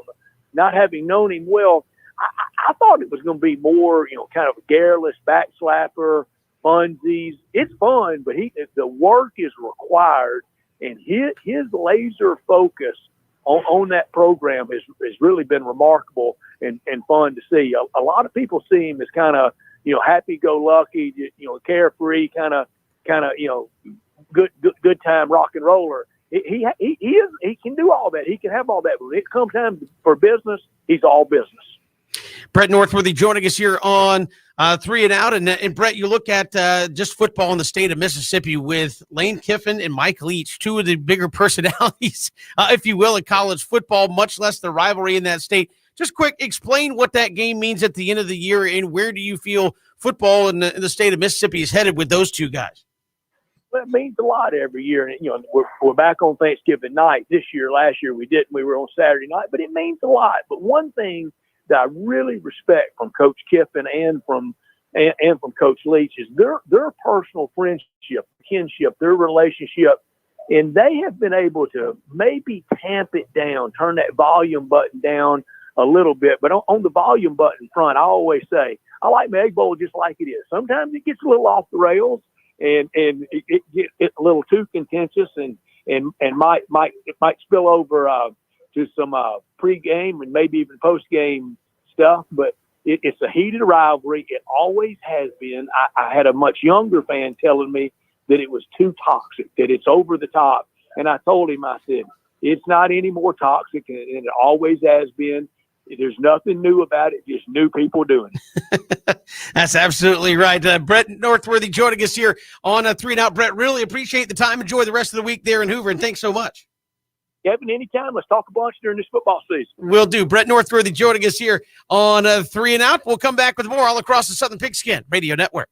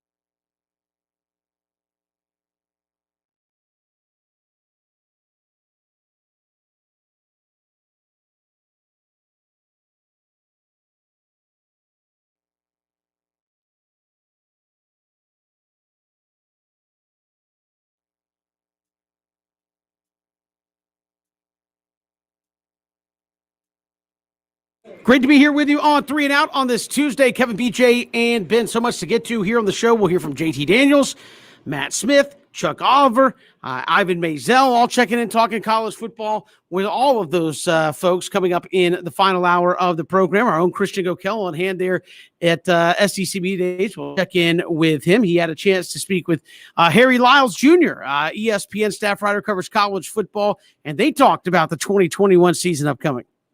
Christian Gokel here at SEC Media Days 2021, standing here with Harry Lyles Jr., ESPN.com staff writer. Man, it's got to feel good to be back here. Yeah, it does. It's weird being in a public place with people. And, like for all of us that are vaccinated, not having masks on and stuff like that, like it kind of feels like we're getting ready to get back to a normal football season. I think that that's something that all of us could get excited about. I think normal football season is the biggest thing, but how taken aback are you going to be when you see 100,000 people in a stadium for the first time? Honestly, I think that's, at least for me, it's going to make me sweat just a little bit. But I mean, like, I think that, we're getting back to that place. And I hope that, obviously, like people continue to get vaccinated. I think what the SEC's done, with, telling people to wear masks or to get vaccinated and do all that kind of stuff like that has been really good. And hopefully that has a profound effect to where we have no more cancellations this year. Cause I think we're all pretty much done with that. Well, yeah, Commissioner Sankey said it. If you have to have a cancellation, that's a forfeiture. I think that's a pretty big remark to start off SEC Media Days. Yeah, and I hope, honestly, that's enough of a motivation for everybody to get it done and get vaccinated so we never have to do this again. All right, so SEC Media Days, what's the biggest storyline in your mind this week? To me, I think, like, it's kind of everybody just getting back to normal. I mean, I know that's kind of like sure. the cliche thing and all that kind of stuff like that. But I do think that this had such a profound effect on coaches, on players, on administrations, on everybody, even us, right? I mean, like this is something that, like, while we're all used to it, like it still feels weird that we're doing all this again for the first time. And it just kind of feels like that first step and just doing everything the way that we're used to doing it. And I think that honestly, like whether anybody's team does good or bad this year, we're all just kind of excited where it's like, thank goodness we could just do this thing again. And not to go too deep with you here, but obviously we had to reevaluate a lot of things over the past year. And I think our coverage of sports and college football in particular for us is one of the biggest things. As we transition back into a full season, how do you think we find that balance between talking about obviously the hugely important off the field things, but also resuming that coverage that we had, we'll call it, haven't had a year and a half, but just resuming that full coverage. How do you think if we find that balance? I think for me, a lot of it is just about being honest. Like what is the situation in front of us? Like what are the right ways to deal with it? And what is the misinformation out there? And I think, as long as we're kind of looking at it from that lens, I really don't think that there's any way that you can go wrong. Cause I also do think that at the same time, like, we can still celebrate the fact that we're doing this again. It's safe, all those kinds of things. So again, like to me, it's really just a matter of like, are we being methodical with this? Are we being smart about this? Are we giving the right information? Things like that. And finally here, I see the shoes. They look good. Obviously, Cole Kubelik's going to give you a run for your money. Yes. Which coach do you think is going to give you all the biggest run for your money? Man, that's a great question. I would hope, and honestly, I don't know enough about him to say whether or not he would actually do this, but I would hope as one of the newcomers, Clark Lee would be able to kind of like swing a little bit of swag into the league. You know what I'm saying? Awesome. I think that'd be great. And that's Harry Lyles Jr. talking with our own Christian Gokel. We'll talk with Christian coming up in just a little bit from SEC Media Days. But obviously, that if there's a secondary tone, it is that for the media of, hey, good to be back doing this again and being able to do this in person and obviously looking forward to full capacity, fans, bands, players all going back kind of the way it was here in 2021. Yeah, a sense of normalcy. And, you hear everybody talk about how amazing it's going to be to experience that atmosphere, right? Just the crowd and the noise and the energy.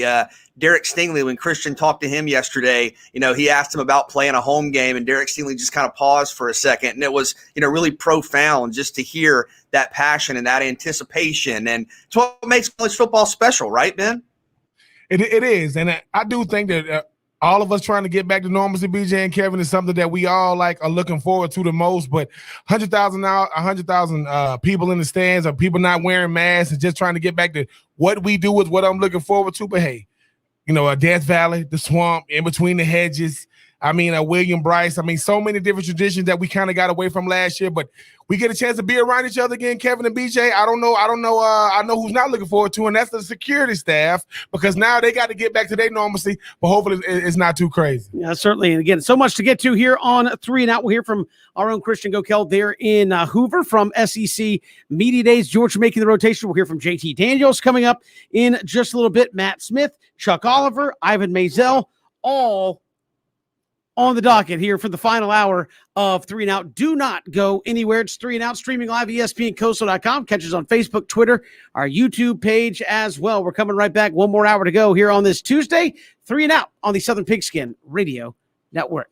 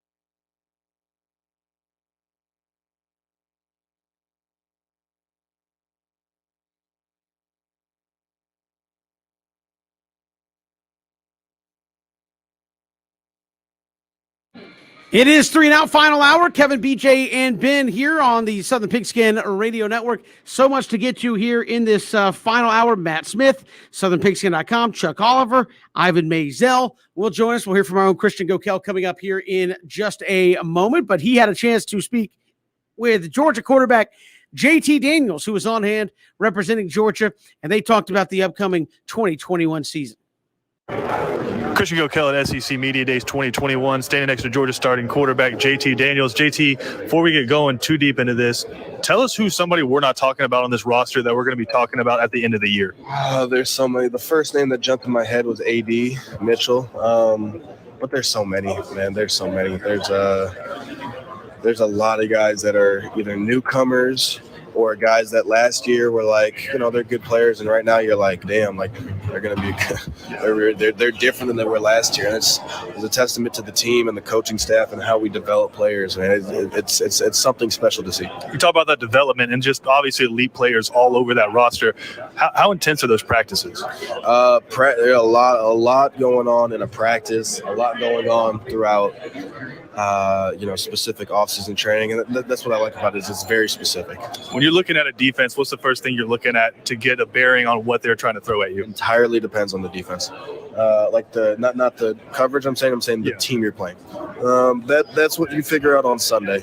Like the Sun. So like say after we play Clemson, the next opponent we play on Sunday, I'm watching their last 3 games and finding out. That's one of the things you find out is who gives away coverage to. When you're watching your tape, what are you looking for, trying to nitpick in that? That's crazy. You play and you put up good numbers, like a Mississippi State. I put up good numbers, and then I watch it back and I'm like, man, I could have done so much better.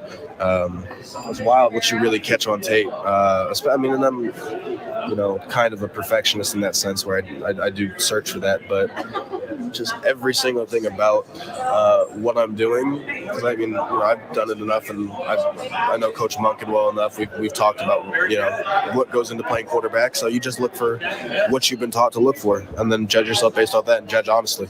All right, SEC Media Days 2021 about to wrap up for you. Fall camp coming up. How ready are you just to suit up, put on the helmet, get out there and actually play a game? No, it'll be a good time. This is the first time in my college career that I haven't been in a full-blown quarterback competition.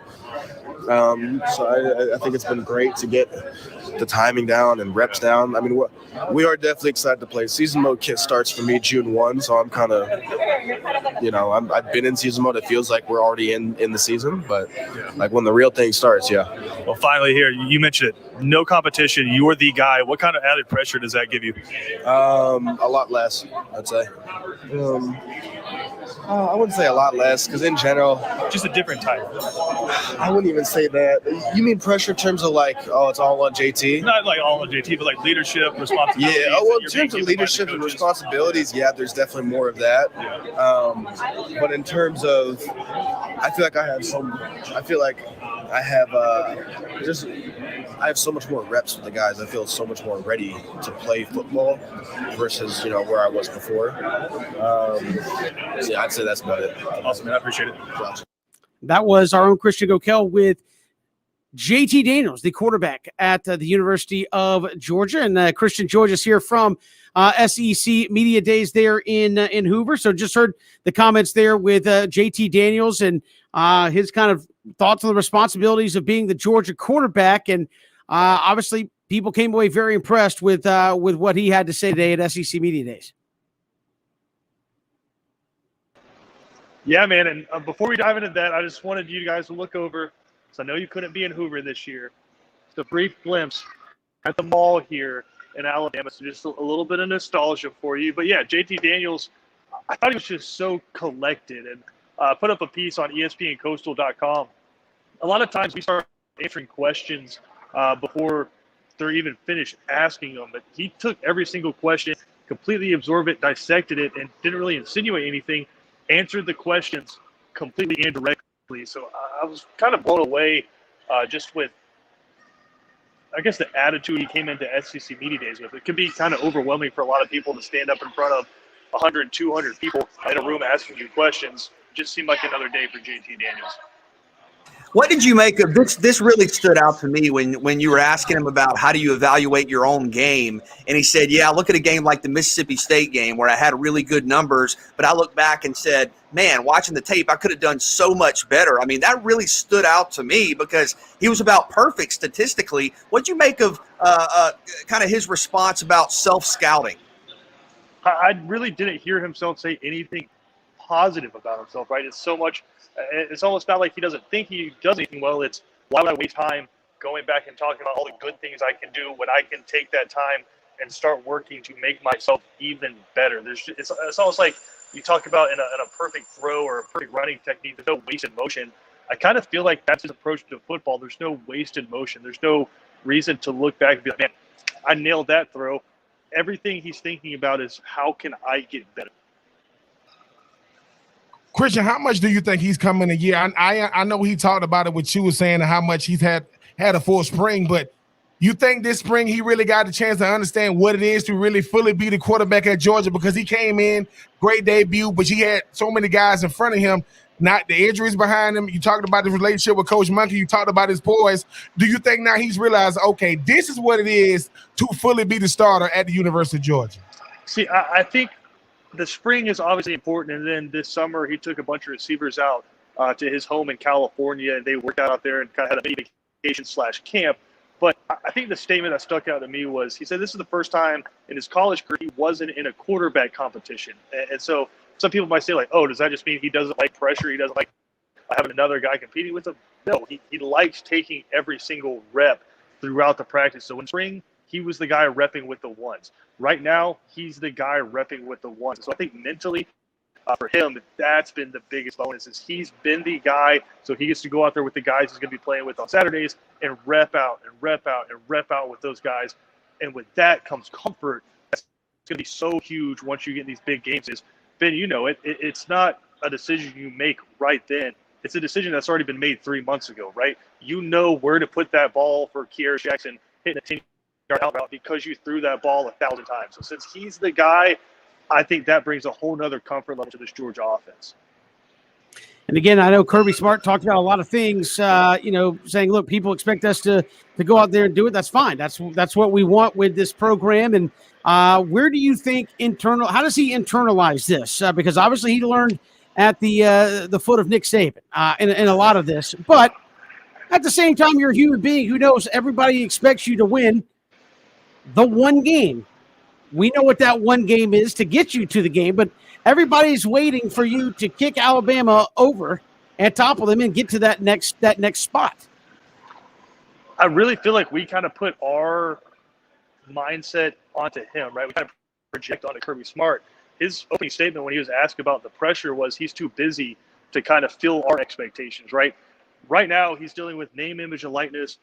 He's dealing with a completely open transfer portal. He's dealing with being the number 3 team in the country that has to play probably the number 2 team or number 1 team in the country coming up on September 4th. So when it comes to that pressure that we always write about and talk about and harp on the radio, I think he was being legitimately honest when he said he's too busy to feel that because he's talking to a 16-year-old that Nick Saban and Jim Harbaugh and Ryan Day just got off the phone with. Right after that, he's going into film study. And then after that, he has to go home and be a dad and be a husband. I think he was being legitimately honest when he said, all this pressure you guys create, I'm too busy to feel that. Tennessee, a lot of questions. Did Coach Heupel talk about expectations at all, or kind of what's the sense around Tennessee right now? I think the sense around Tennessee is they're going to be better than what a lot of people think. And I have to kind of put a caveat on that by saying a lot of people think they're going to be atrocious, like Vanderbilt level bad. But I think what Coach Heupel kept hyping on was, yeah, we lost a lot of guys, but we also have a lot of really good guys coming back. Like you still have a K. Mays starting on the offensive line who, make no mistake about it, Georgia fans, if he was still at Georgia, he would be a starter for you against Clemson.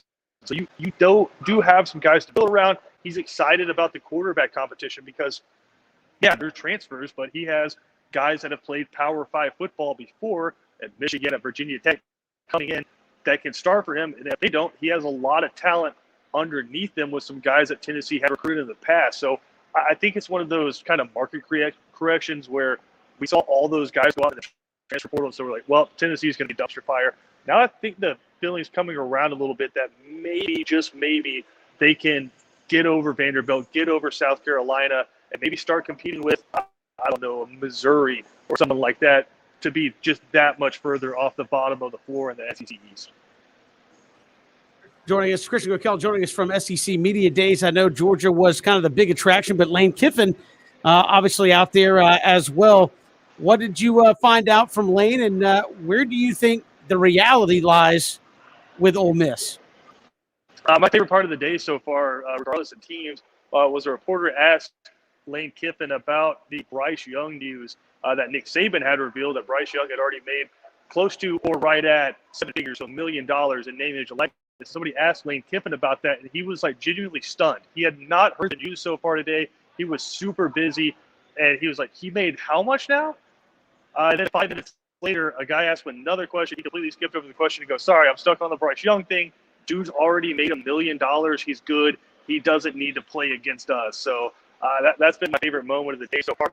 For Ole Miss, I think Lane Kiffin's focus has been on the defense. I know he's the offensive guy, but if you can get that defense instead of being 14th, being 10th in the SEC West, this team could be 3 or 4 wins improved from what we saw last year. Matt Corral, the only focus they really have with him is just kind of tightening up a little bit. It's an interesting balance because you do have to kind of risk it if you're going to make those big plays, but just the silly fumbles and the silly interceptions. You're still going to have big play interceptions. But if you can get rid of the silly ones, this offense could go to even a higher level. And Matt Corral is one of the only SEC quarterbacks ever that led the country in offensive production per game. So if you can make that better, you're looking at something pretty special.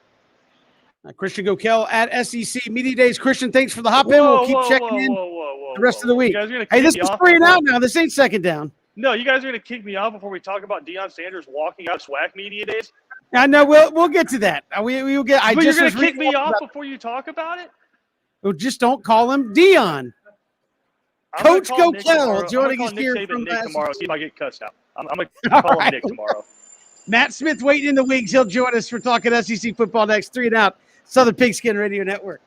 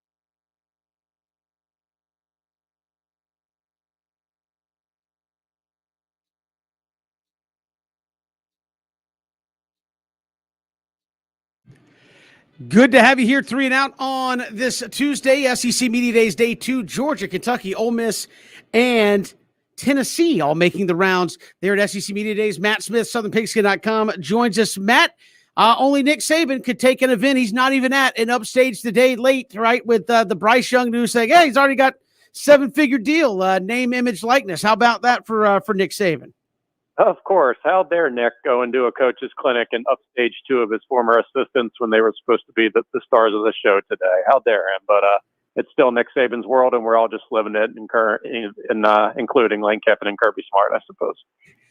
Well, let's start. I know we've talked a lot of Georgia and Ole Miss today, but there in your state where you reside, Tennessee, man, I guess you got to sell hey, we're going to play fast because the roster's rough and you got a long road ahead. What do you expect from Josh Heupel, and can just 100 plays a game actually get you 5 or 6 wins? I think it could. I think that's the goal. Be Ole Miss 2020. I think that's what Tennessee fans want this year. They know probably 6 wins is going to be the ceiling, even with the 8 home games. That schedule's just too tough, and they just lost way too much. But be exciting, getting some shootouts against, they play Ole Miss. Maybe they can get in a shootout there, get in a close game at the end, even if they lose. Just make Tennessee football exciting again, because it really hasn't been the last couple of years. Last year, it was just painful to watch them, particularly in the third quarter when they just made no halftime adjustments. Even if their defense is a sieve, just 4 points. If you lose 56-38, just make it fun for Tennessee again and worry about winning in 2022 and 2023. I think that's the goal. Sad state of affairs right now in Knoxville that's the goal for a team that was once one of the best in the sport back in the 90s. But that's where we are right now, and I hope for their sake they get some exciting football this fall. Matt, switching over to Georgia, JT Daniels there obviously is now a star quarterback. In your mind, and he talked about all the playmakers, what's an ideal season for him statistically? Because here in Georgia, a lot of people are asking, well, what's the balance going to be like pass to run? Are we still going to run the ball a lot? What do you think JT Daniels needs to do for Georgia to reach that championship level? Yeah, it's interesting. I mean, obviously being a run-heavy offense, and I don't think that necessarily needs to change or should change. I think you would look for probably more deep shots in the passing game. You certainly have a bigger arm in JT Daniels than you had the past few years with Stetson Bennett and even with Jake Fromm. So I think maybe just more yards per completion is what you're looking for to see that tick up from where this offense has been the last couple of years. All the numbers in front of you, but I think he threw around 30 attempts per game in his 4 starts last year. I think that's more than enough. 25 to 30 is probably the sweet spot for what this offense wants to be.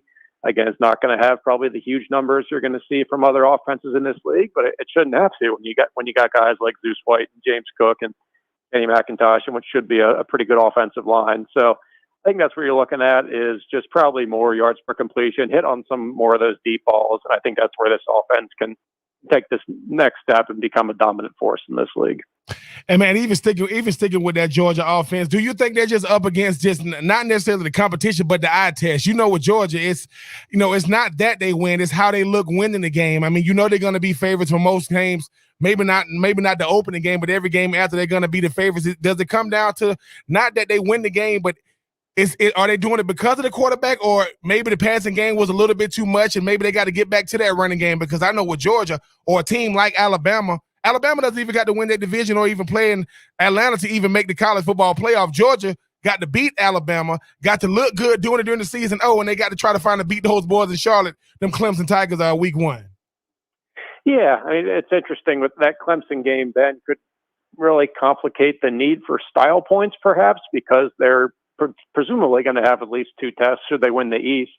And if they're sitting there, at 12-1 as a non-conference champion, well, then that means they probably beat Clemson, and maybe the style points don't matter. And if you still got the hemming and hawing that's going to go on, if they beat Kentucky 21-7 and look like crap for most of the game, that's for the fans, but you're going to get that. But I don't know if it really necessarily matters from a playoff CFP rankings perspective, just because they have that huge non-conference data point against one of the true best teams we've seen in the past couple of years. But yeah, I do expect Georgia fans to not be happy if they're winning those ugly games again. I know Kentucky last year was 14-3, 17-3. I mean, that's pretty gross, even for a team that plays great defense, and Kirby Smart probably does like it that way to some extent.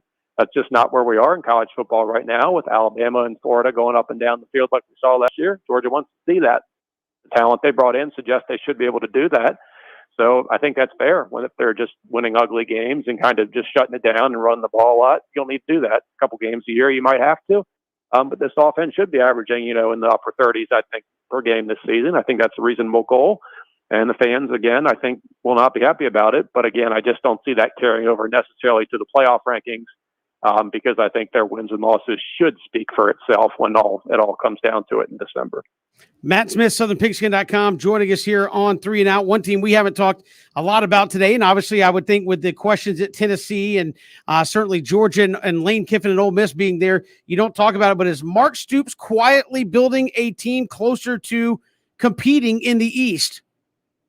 Yeah, I mean, I'm fascinated by that Week 2 game with Missouri. I think he was asked about that by a Missouri writer today about how much that game has mattered to each of those schools. And Kentucky had the upper hand for, I think, 4 or 5 years prior to last year, Missouri getting them.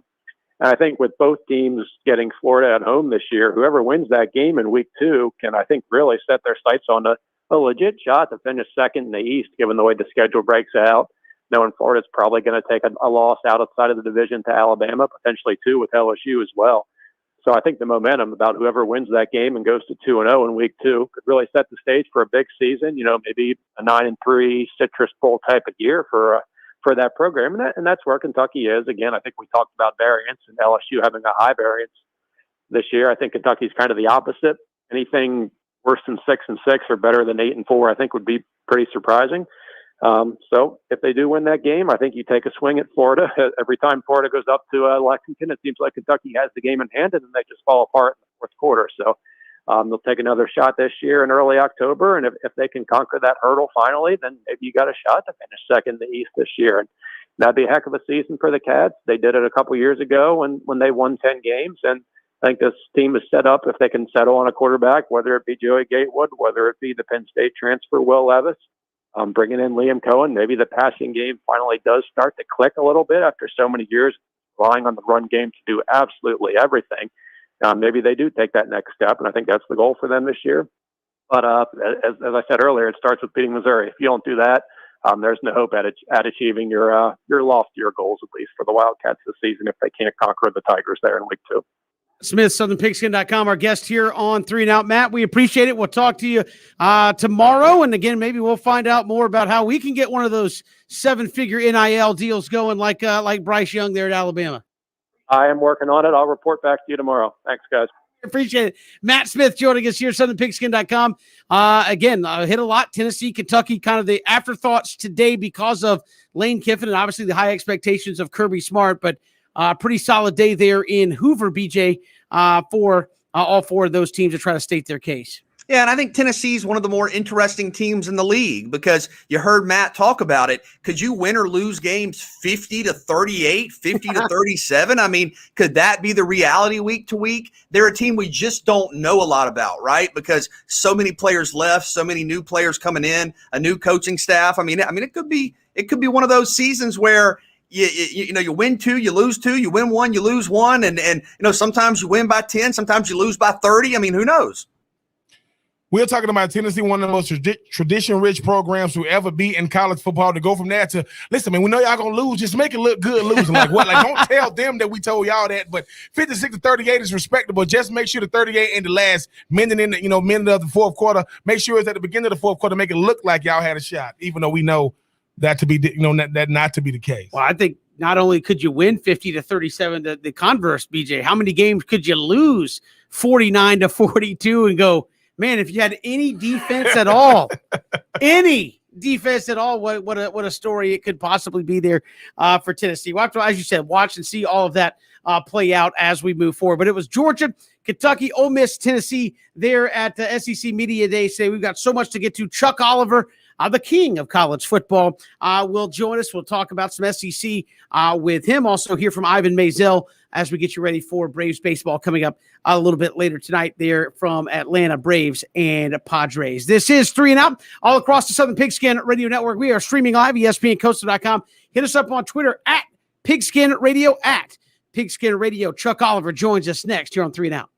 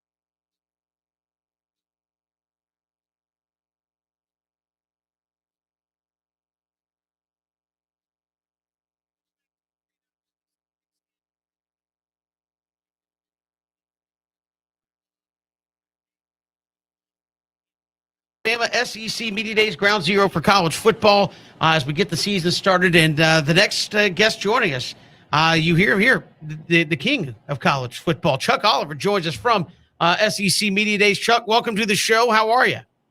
Colleagues, I appreciate y'all having me on. Yeah, back at Media Days. I believe this is the 21st Media Days for me. I have yet to drive to Birmingham from Atlanta and not see barrels on I-20. But other than 20 being under construction for about 2 decades, it's always a great trip. Well, Chuck, does it feel like football there? I know they've scaled it back some in terms of fan access and the number of total media that are there. But at the end of the day, does it kind of feel like, hey, the SEC Media Days are happening, football is starting? It really does, and it's been awesome. And I'm going to tell you, like, I get my hand up all the time and go, all right, I got this wrong. I was 100% wrong about what the environment would be here. I talked about it a little bit yesterday, but I wanted to see how, kind of played out. Like there's a lot of networks that during the pandemic, hey, we're not going to fly our broadcast team. We're going to do it remotely. It's pandemic and health. And I was like, absolutely makes sense. Now there's a lot of networks looking around going, hey, we saved a bunch of money. Why don't we keep doing this? And they're using it sort of as an excuse. I got to tell you, I thought that there would be so many schools, programs, coaches, all, pandemic, it's still, kind of hanging around. We're just not going to come down to Radio Row. 100% wrong. With no ooh in the, y'all been here, the circus out in the lobby, without any of that, it was the best day I've ever had. I got all 3 head coaches yesterday. I got all the players. I got every media expert I wanted. It was the exact opposite of how I expected. It was as good an event as I've had day one in Birmingham for Media Days. Chuck, the University of Georgia here today, expectations at a championship level. Is this a season where if the Dogs don't make the playoff, it's a disappointment? Wow, man, that puts the bar pretty dang high, isn't it, for any program? Hey, if you don't make the playoffs, that's a disappointment. Now, having said that, let's go down to the next sentence. Yeah, it probably would be a disappointment. That's where Georgia lives, isn't it? They're, there's probably like half a dozen programs in America, Ohio State, Bama, Clemson, Georgia's one of them, that they're not really in a division or a conference. Like, they literally have a 12-game resume that the committee will consider. Like, TCU's in a conference, Mississippi State's in a division. They have to get out of that, and it would be, all right, well, did you win your division? Did you win the conference? Well, you're not getting into the playoffs. Bama ain't got to win the conference. Ohio State doesn't have to win the conference. They ain't got to win their division.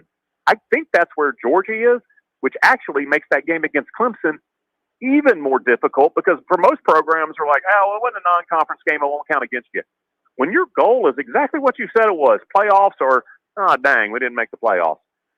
When the bar is set that high, absolutely every one of them. You have to beat Clemson in week 1 if you're Georgia because you cannot lose the SEC title game and get in without that little bump. So, it's pressure literally from the opening kickoff to the final gun against Georgia Tech.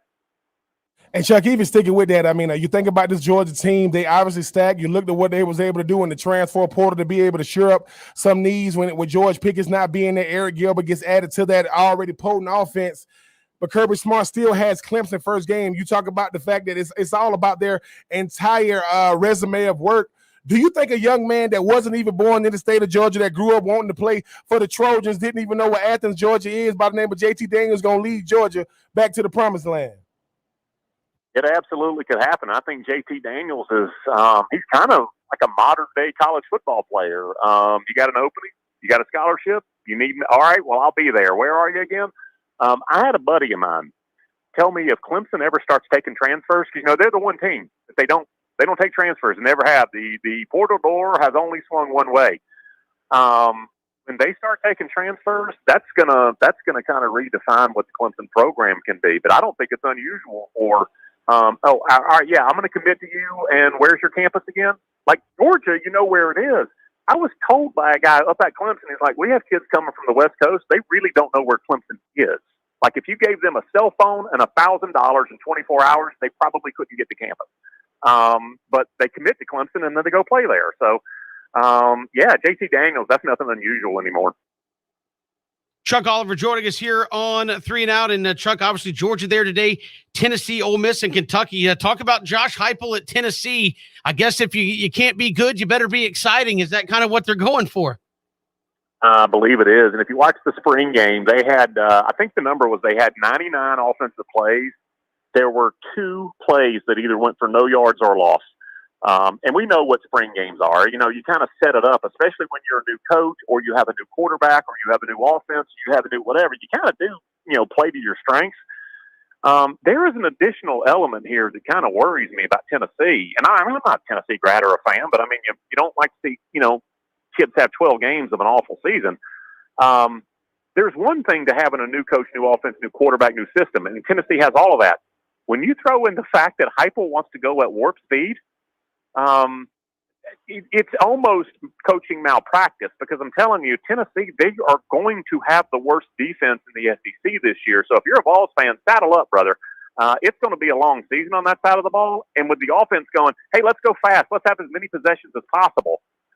It could be a really ugly season. I'm hoping that the Vols fans, honestly, look at this as like a year 0 even, not even year 1. We've seen Kentucky have success in recent years. When you look at Coach Stoops' team this year, what's the ceiling for that squad? Is it really going to be new offense? I mean, I need to see. I keep getting told, hey, we're going to expand things here. And then, you know, it's 3 yards and a pound of blood. I think that if it's a new offense and they let the NFL coordinator call his plays and the kid from Penn State is actually a revelation. Like Wan'Dale Robinson, when I saw he committed there, I'm like, have you watched them play? Are you sure you want to do that?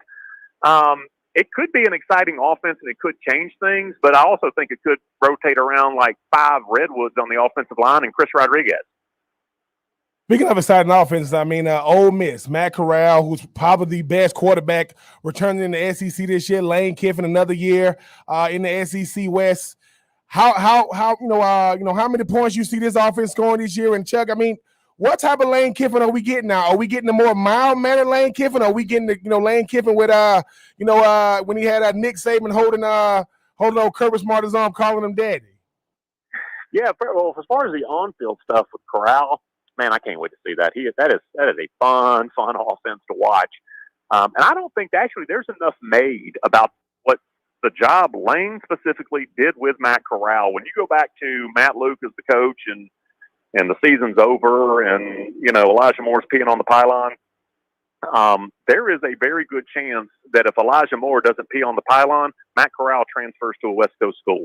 Because if they kick the extra point and they get to overtime and they win Matt Luke, you don't get fired if you beat Mississippi State and, finish with a winning record or 500 record. Matt Luke wasn't getting fired, which means John Rice Plumlee was going to continue to be the quarterback because a former offensive lineman running the offense means you're going to pound the ball. You look at all of the things that had to fall into place for Matt Corral to still be at Ole Miss, and then the kid responded the way he did. I could not be more impressed with him. As far as Lane, weird thing for me is, like, Lane's kind of boring. When you get him in Lane loves talking nuts and bolts football. He really does. But he also knows he has to turn it on. All right, I'm going into the big room today, or I'm going to meet boosters, or I'm going to be at the Rebel road trip where they travel around. He turns it on, but I'm telling you, when you start, Lane wants to talk just football, and he gets geeky and nerdy about it. And I think it's kind of awesome, but it's not all just hey, we're going to go to the swamp and sing Rocky Top all night. That's not really who he is. Chuck Oliver joining us here on 3 and Out from SEC Media Days. Chuck, I wanted to float a hypothesis by you, if I could, that we've heard several people we've had a chance to talk to this week from SEC Media Days have both said, I want to see if you buy into that, where they said, if you're going to get Alabama, this might be the best year to do it, losing all they lost to the NFL and the young guys filling in. This might be the best time to do it. Is that true? Do you buy that? In that you got a quarterback that has never played any amount of extended time with really the game on the line, never played any extended amount of time. I mean, if you have a young quarterback, there's always the opportunity kid loses his mind. And he starts doing, there's nothing, I coached in my past. I mean, there is nothing more frustrating than when you see a kid do something on the field that he has never, ever done in practice. And so with a freshman quarterback, that absolutely could happen. Now, I don't expect it to happen, and I don't know how much more gettable. You got to get them this year. I've heard that as well. I don't know how more gettable they are because, I had a buddy of mine who was like, they lost a first-round quarterback, 2 first-round receivers. That's got to affect their offense. I was like, are you talking last year with Jones, or are you talking the year before with Tua? Because they lost a first-round quarterback and 2 first-round receivers the past 2 drafts. It's impressive who they lost. And if you want to reword this, How about we say it this way? Who did Bama lose? Well, they lost 2 starting NFL wide receivers. They lost the Patriots starting quarterback. They lost the Steelers starting tailback. I mean, when you take it out of the college player realm and you start talking about like these grown men, you lost an NFL player is who you lost. But it's Bama. I mean, you stack one class on top of another, and non-hackers are processed out of the program. Isn't that funny? Like we used to crap on everybody. Used to so much crap towards Saban about roster management, processing. Is that not the most valuable personnel tool that any head coach has now? And it used to be the worst thing that we used to criticize Saban about. It's unbelievable. And again, I'm sure they'll be picked to win the whole thing when it's all said and done. Chuck Oliver, our guest here on 3 and Out. Chuck, really appreciate the time. Thanks so much. I always appreciate the invite. Love y'all guys. Thank y'all for having me on. Will do. Appreciate it. Chuck Oliver joining us here from SEC Media Days. And BJ, Ben, what he said there at the end, Alabama, are they more gettable, or is it just it's Alabama? You're going to have to play a great game to get them. Yeah, it's going to take a great game. Now, I think if you want to phrase it this way, is Georgia a title contender? Is A&M a title contender? Might LSU be a title contender? Could they meet that talent threshold to beat Bama? Maybe on the right day. But, yeah, this is the year to beat them. That's tough. Yeah, the year to beat Bama. I mean, we've been hearing that a long time. I mean, being able to go through 2 drafts, you get, two starting quarterbacks, 4 starting receivers, a starting running back, a Heisman Trophy winner, and they're not going to miss a beat. I mean, like Chuck just said, Kevin, we already know. I don't even got to win my division to be one of the top 4 teams. Georgia, you got to win your division and beat me. Good luck with that. Again, the rich keep getting richer in Alabama. Probably going to be picked to win their side and win the conference when SEC Media Days are over. We've got more to come here on 3 and Out all across the Southern Pigskin Radio Network.